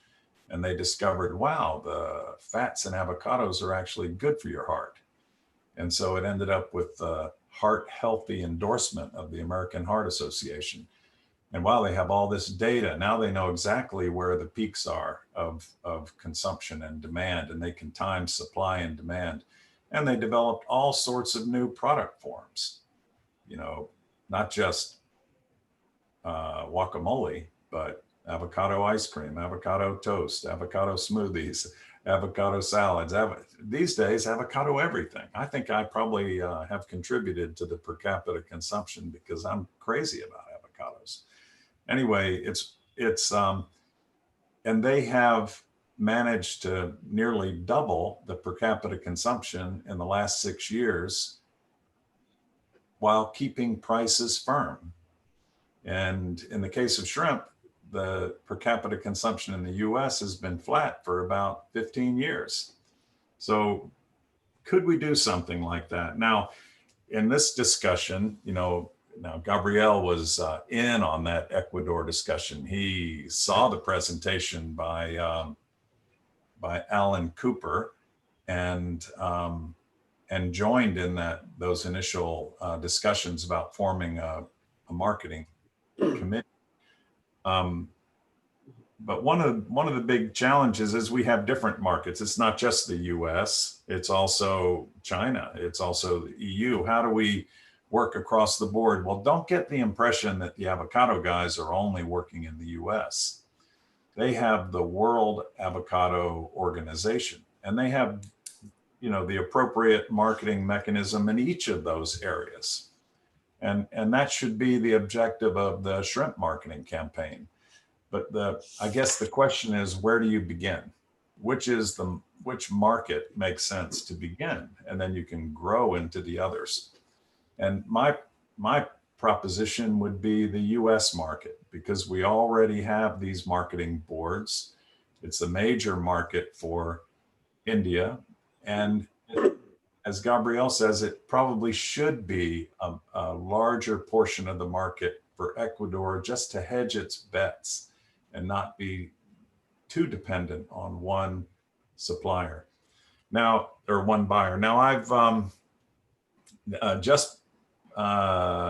just realized that it would have been great to actually have Alan Cooper in on this discussion, since he has been so directly involved in both the avocado and the shrimp business. And I've tried to text him in Peru to see if he might join us. But unfortunately, I can't seem to get him on this very short notice. But I'm sure we could arrange it as a separate discussion at whatever point we all wish. So let me pause there. I don't want to monopolize the conversation. Okay. Thank you, Dr. Chandra. Yeah, yes, Mr. Ravi, just before I come to you, a few questions come on the question board, which we need to address to the participants. This question is to Mr. Samson Lee. So there's a question saying that, you know, what's happening with the WFS, white fecal syndrome in Vietnam, or is anything Grobus is doing towards it to look at this particular disease in terms of your prophylactic measures like a functional feed, whatever it is. Any comments on this? Definitely, and that's a very common disease in shrimp, and not only happen in Vietnam. And we have been working long for this with our functional feed on that. And that's again, this is more precaution basis. So you have to do, you know, it's quite seasonal outbreak, and you know that you have to do it in advance before the outbreak. After the outbreak, it's always more difficult to contain the situation. But through the functional feed and growing the healthy shrimp in advance before the outbreak is always critical. I think you have to couple with the product as well as the practice. Okay, thank you. You have another question in terms the spread of farms in Vietnam. We're talking about intensified farm. Those are 250 pieces more per square meter. What is their percentage compared with farms which are doing less than 100 pieces per square meter? And what is the importance of nursery? Everybody goes for nursery in Vietnam, or how does it happen there in Vietnam? Now in just in recent 1-2 years, it's going to 2-3 step as a nursery, as you mentioned, farming. That seems to be quite successful and welcoming model in the last, especially 1-2 years. And in terms of percentage, we see that the super intensive one, that more than 250, 300 one is only less than 5%, more or less, in our calculation. The majority of the intensive one will be still around 50-60% in our numbers. Okay, but definitely going faster. Okay, good, thank you. Mr. Gabriel, you have a question. They said the offer prices in Ecuador is so low at the moment. Do they say it is below the cost of production? That's a very good question. At the moment, we are not below the cost of production. We are at. It depends what goes into the cost of production, because if you count financial costs, if you count risk factors, if you count maintenance, if you count a lot of those things, we are under or we are barely breaking even, and this is very dismotivating for the farmers, as I think it probably is in many areas of the world. There are some farms that are very cost effective. There are some very extensive farmlands here that are very old that can probably have some good numbers, but it's not a lot of volume. So it doesn't mean that there's millions of dollars to be made if you're doing extensive farming. It's small production, small profit. So it's a difficult question, but we are borderline at our cost. Because the low prices of the market are one thing, but then the prices to the farmers are a different thing because of the way it works here, which I think is very similar to the way it works in India, is that the packing plants set out a list of prices for the internal market. That internal market varies depending on the amount of shrimp available during that week or during that harvest, right? So if that week in particular, there is a lot of harvest, there's a lot of shrimp coming out, and the packing plants get full quickly, then the prices can come down and it hurts the farmers because the packing plants are full. In the past weeks, it has been the opposite way. It has been that the prices to the farmers are not reflecting the prices outside because they are higher inside of Ecuador than they are in the actual market. So in today's internal market, the farmers are having I would say some profit, but it's not relative to the sale price. It's the packer who is losing the money. Somehow there's two markets. There's the market that the Ecuador exporters sell at, which is the market at which you can place shrimp in Europe, USA, or China, an average of those numbers, right? And then it all depends on how much raw material is available. If the internal processing capacity was ready and was prepared for a growth this year of 25%, means that the processing capacity was already expanded to take on a production of 150 or 160 million pounds per month. But in the market internally, there's only 100 million pounds.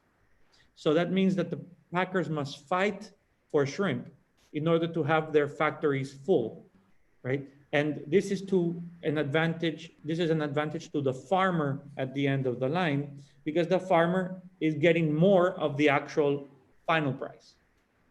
Okay, thank you. Mr. Ravi, you wanted to step in? Please go ahead. Yeah, I mean, I have a point to add to Gabriel. What he's trying to say is the two different market forces, global market forces and the local market forces, local supply demand. Not two markets, two market forces. Okay. Yeah, yeah. And I wanted to ask a question to George. It was great listening to you, George, again today as well. I wanted to know who is financing this unified marketing board, and how is avocado industry structured? Is it fragmented as shrimp, or it is not as fragmented as shrimp? Hmm. Well, I'm afraid the marketing initiative, to my knowledge, has wound down to no initiative at all.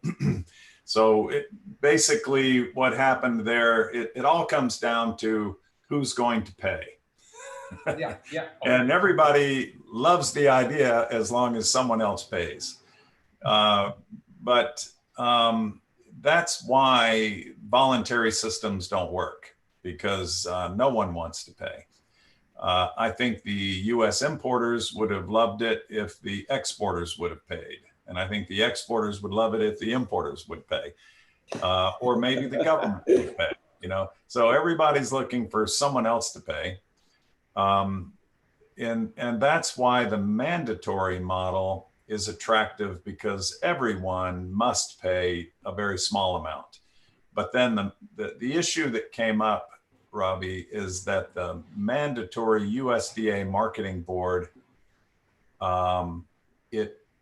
it raised the question with the importers of whether the US Department of Agriculture, since it was involved in shrimp marketing, might be tempted to move into shrimp regulation. And the importers were worried that this could be inviting another agency to regulate the shrimp business. And that scared them. Now, we talked to experts. We actually had an expert who had experience with the soybean checkoff program. And he said, no, these are totally different groups within the US Department of Agriculture. That's not an issue. And it's never happened with the other groups, and you shouldn't be concerned. But nevertheless, that I think caused some fear among the importers and resulted in the concept not being further pursued, I regret to say. I think it needs another jump start to get going again.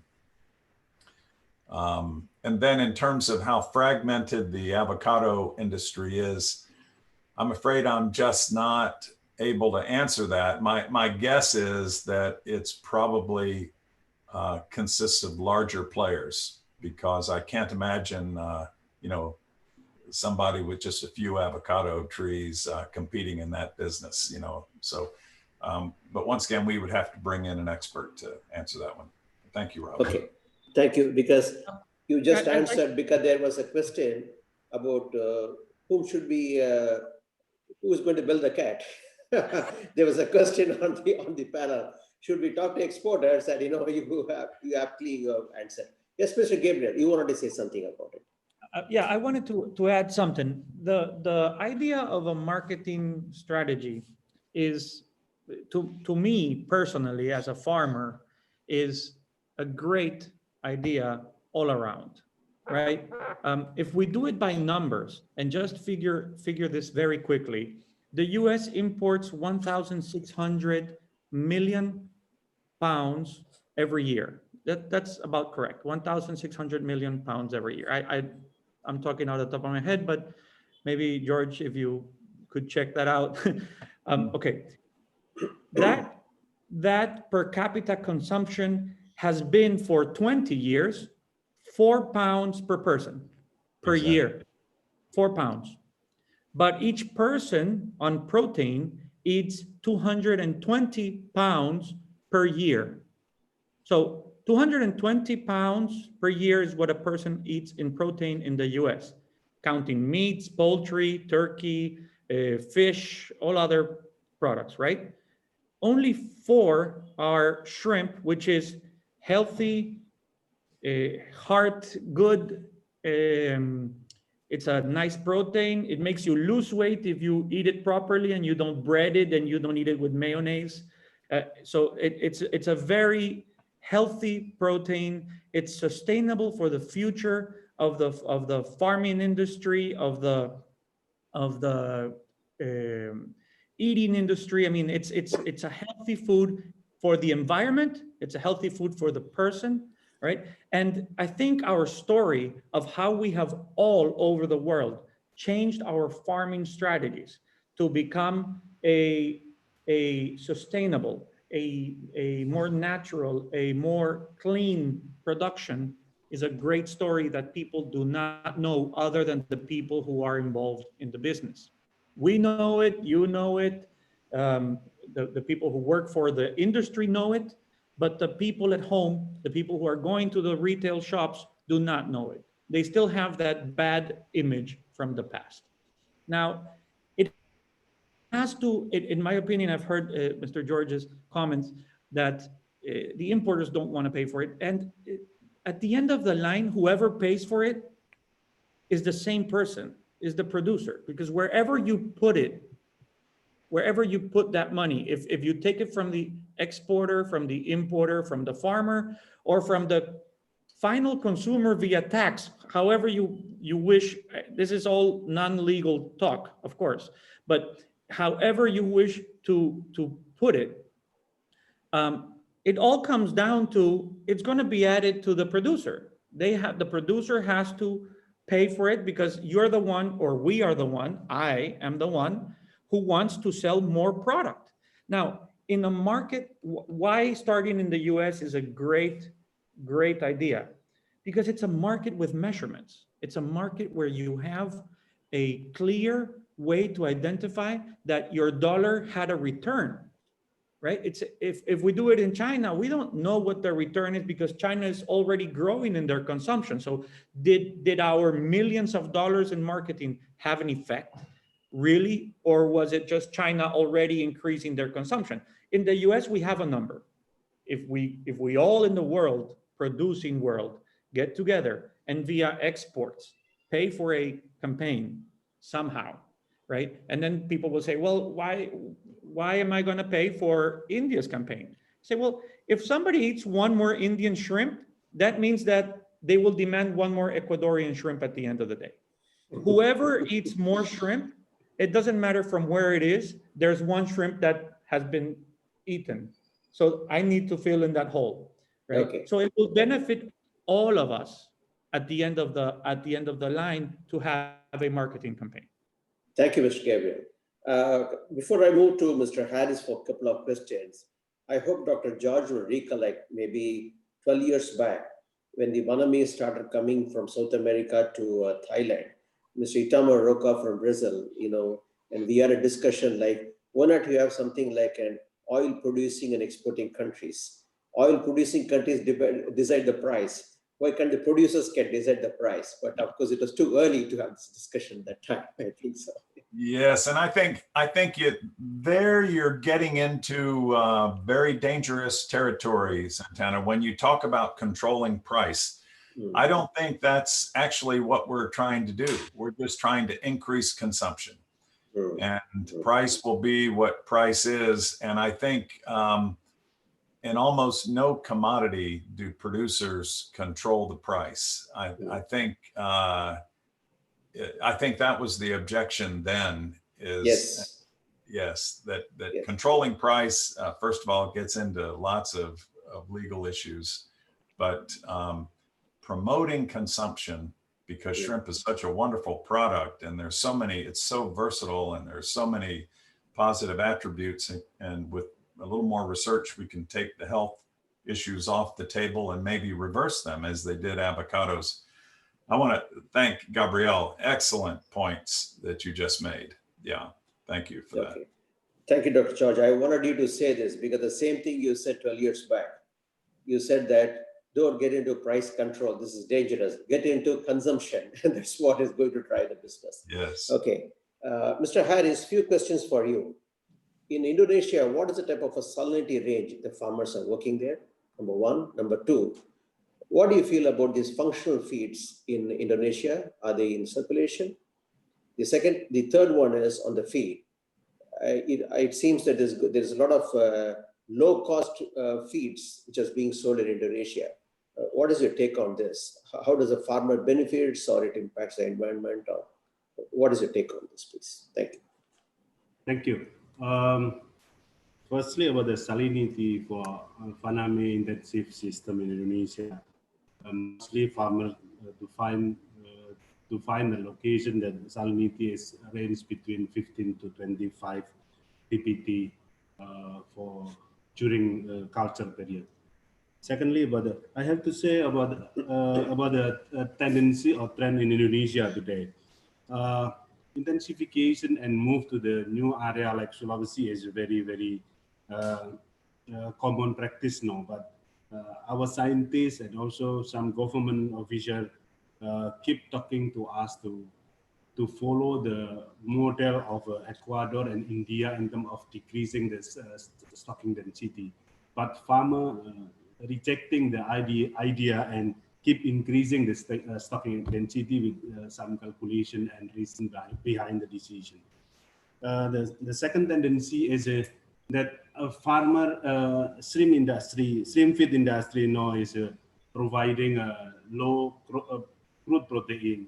It's for 30% of crude protein, even for intensive system until 150 to 200 pieces per meter square. It's tricky, and a long time before we had to accept the idea that intensive system using the crude protein of 30%. But now the more and more farmer, almost like our company of CJ Feed is, almost 50% of feed share of sales is coming from the low protein level of 30%. But now, as disease like a white spot, myovirus, and also white phases diseases, more and more outbreak in Indonesia. This functional feed is also the technology that farmer are awaiting. Long time before, GrowBase introduced the functional feed in Indonesia, and now CJ also last couple months introducing the functional feed with a low price. It's quite similar with the premium grade of the intensive feed. It's about 1.1 or 1.2 of US dollar. It's quite cheap compared to functional feed from other brands. Thirdly, I have to say about the nursery pond. A trend of nursery pond also arise in Indonesia, but after trial and error, farmer, I don't know reason behind what happened in a nursery pond, because a lot of farmer trying of a one step to two step farm, but transferring from one step to two step of farm is almost 95% is failed. It means that now the nursery pond, more and more farmers left the nursery pond and using a normal grow out pond in one stage. That's it. That's our answer for Madam Zurida. Thank you. Okay. Thank you, Mr. Harris. I have a question for Mr. Gabriel. What do you feel about, you have been substantially exporting to Europe, because you have the second COVID attacks in UK, and how do you think this would impact your exports to European Union? That's the first question. Second question is, your other neighboring South American countries as well as Mexico, they're all producing now Panama shrimp. How do you find the growth in these countries? Any inputs would be useful for them. Yeah. So the first question is how the COVID would impact in the future of our sales to Europe. And yes, it's a little bit of a guess. It's a mixture of, did they already buy enough shrimp for their holiday season when the price was low? Because you have importers and you have consumers, and there is a difference, and you have to always think of the difference between demand from importers and demand from consumers. What we want as farmers is demand from consumers, because that's demand that eats the final product and disappears it. Demand from importers, when the price is low, stores the product and creates a future problem, right? So to answer that question, I really don't have a clear answer, because I don't know if the product that we already shipped is stored or has been eaten. And I would have to say, based on previous numbers, that there is a good amount of product already stored. But also, we have been so competitive that maybe our product had been used more than other products. Now, India's exports to Europe were down, and we have been peeling more product than ever in the past 4 months, right? We have been doing more value added. Of course, we cannot change our matrix of production immediately, and we cannot say that everything we are exporting is value added. We are nowhere near that. We're not even 40% value added. So but some of that increase in exports are value added exports, which are going to the supermarkets who were short, which were eaten already. So I would think that it's going to be stable for the rest of the year in Europe.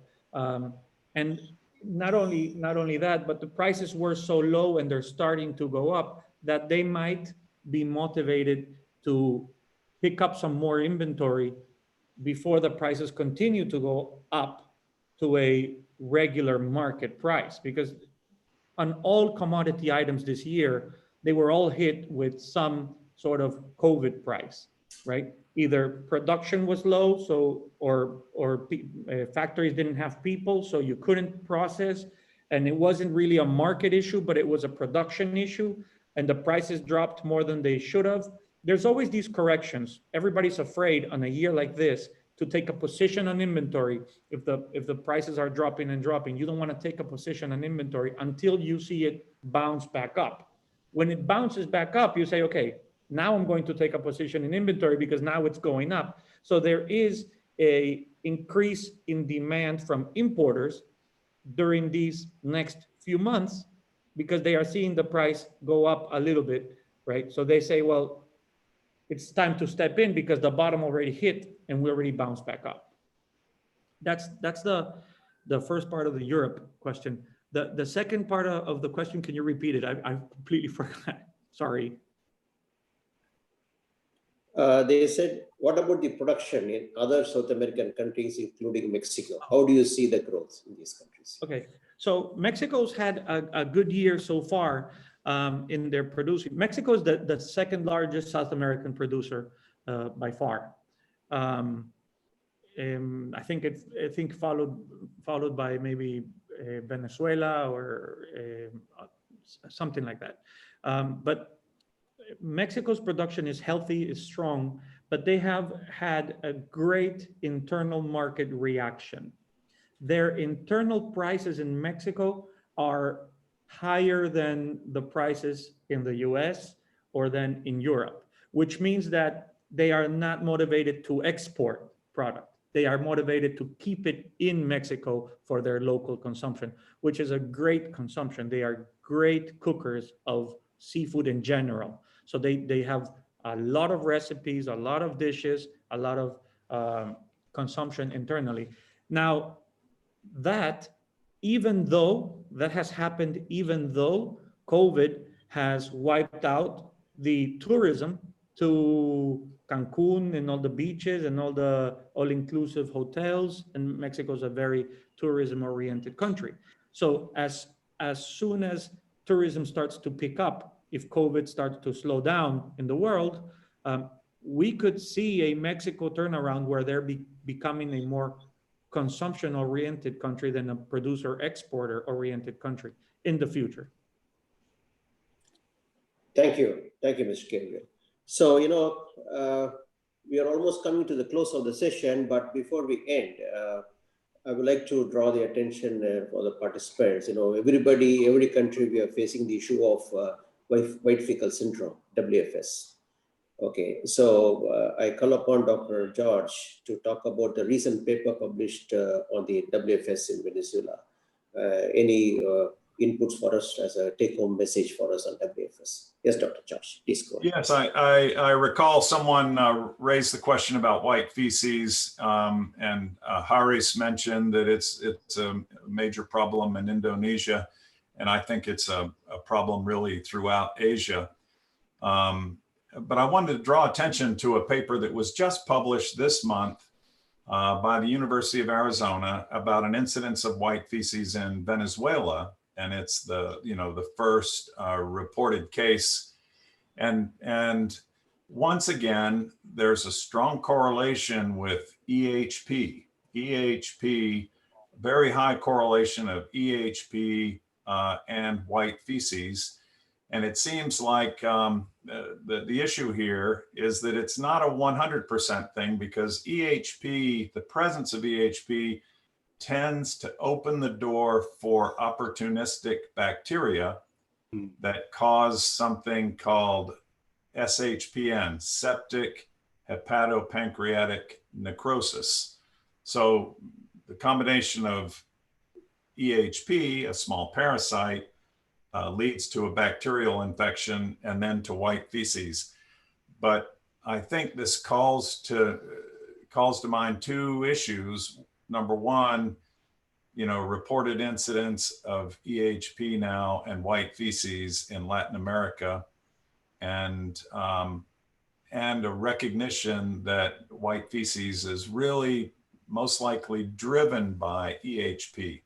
So I know there on the breeding side, there are some breeding programs that have been actively breeding for resistance to EHP for several years now. So anyway, I think that this is just another piece of evidence that says, let's try to control EHP as a mechanism for controlling white feces. And then kind of a heads up, Gabriel, in Latin America, that there's a reported incidence in Venezuela and something to be looking out for. Yeah, thank you for that. Thank you, Dr. George. Of course, we're already running short of time. I think other speakers have also expressed that, some speakers have expressed they need to leave also. But of course, our past president, Mr. Ravi Kumar, has been always saying that he's very inconclusive on the demand and supply gap. I think if we open this discussion, it's going to be such a long time to complete this, because we're given due respect to the time zones from every people are here to attend. Well, I thank all the speakers for spending your valuable time, and for all the participants who have been here. We try to answer to most of the questions. Sorry if you're not able to attend to individual questions. We tried our best to pull up the questions and ask. So thanks to all the people who have played a very major role in putting up this particular program, and to the panelists also. And now, as a matter of, and Dr. George, thanks for your chipping in. And yes, go ahead. I wonder if I could mention one other thing. We will have a disease panel for the goal meeting, but the experts, 3 of them are in Asia. And because of the time differences, we will have to pre-record that session.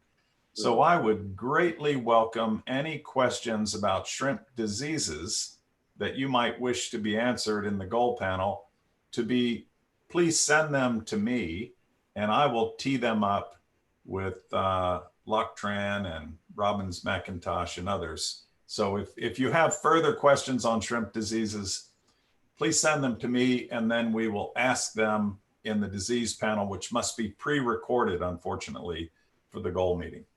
Okay, good. Thanks for this open offer. Appreciate it very much. Now, I invite our Mr. Dr. Ramesh, General Secretary, SAP, to propose the vote of thanks. And I also thank the organizers and the president to giving me an opportunity to moderate this session. Thank you all. Thank you. Thank you. Dr. Ramesh, please. Yes, sir. Thank you. Very, very good evening and good morning, honorable presenters, speakers, my dear sapiens and my dear friends. It's been a very honor to be giving the vote of thanks, and I'm really honored that we had a very big lineup of speakers. We had like 9 speakers, and 7 of them have been from various time zones. Either it's the early morning for them or late evening for them, and I would thank them for staying back. Dr. George Chamberlain, and for your time to start up, and then you come for the early presentation to do the trial.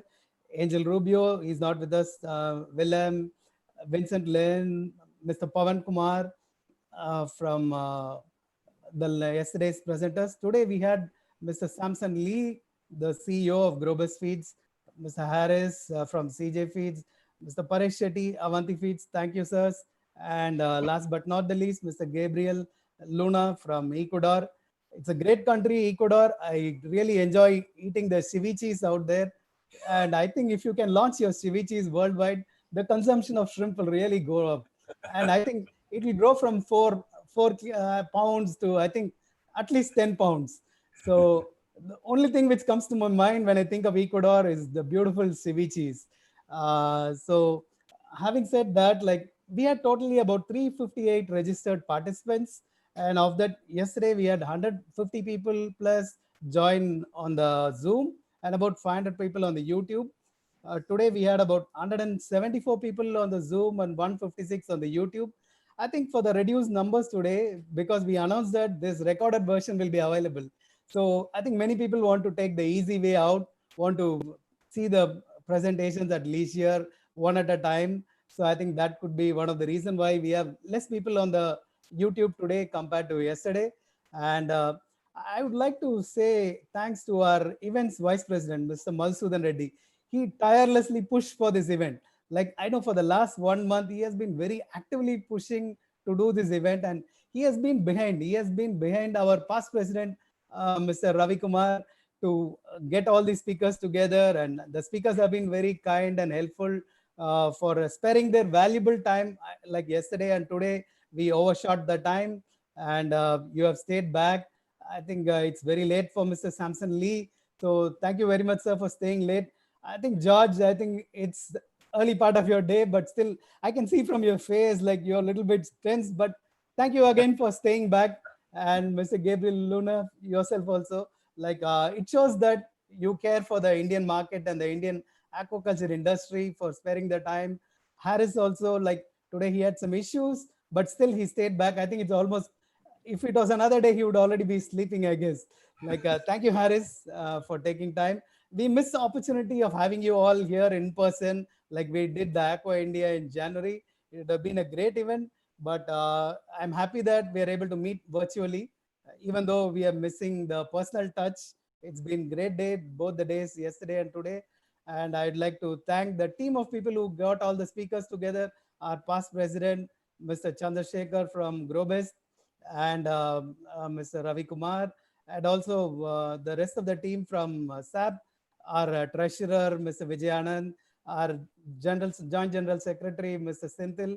They have been working together along with our joint treasurer, Simon, to get the Zoom platform arranged. I don't know, there have been some hiccups, some participants coming and telling that they're not able to log on. There are some issues, like it's a learning curve for us too also in SAP. Like we are trying to sort all these things and maybe the next event will be much more better. And thanks again for all of you for your valuable time.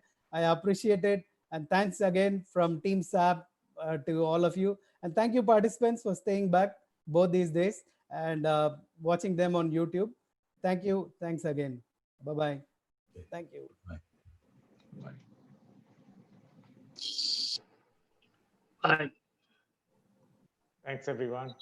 Thank you, the speakers. Bye-bye. Thank you all. Bye. Look forward to see you soon in another webinar of SAP. Our Vice President events is already getting ready for the next events. Good. See you guys. Bye-bye.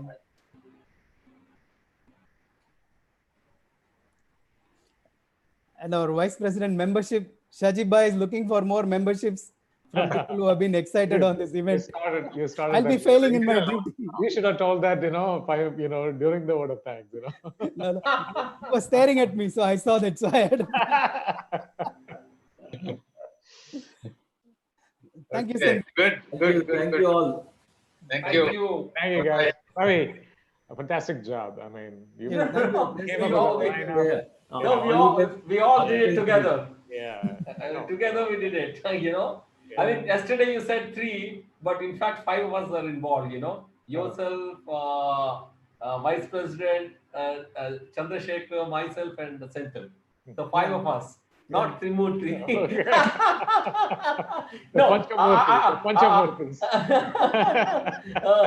I don't want to belittle others, but we 5 were more involved. Others gave their support. Everybody, Yeah. It went about well. All is well that ends well. Right. That's right. And it went quite well. So yes. All right. Okay, we'll keep Thank in you guys. touch. Thank you guys. Right, see you. Bye-bye. Bye-bye. Bye-bye. Thanks a lot.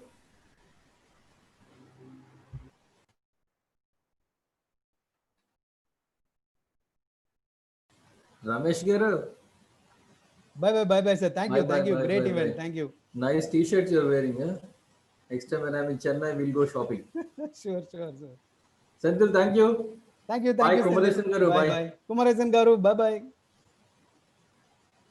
Senthil Garu, bye.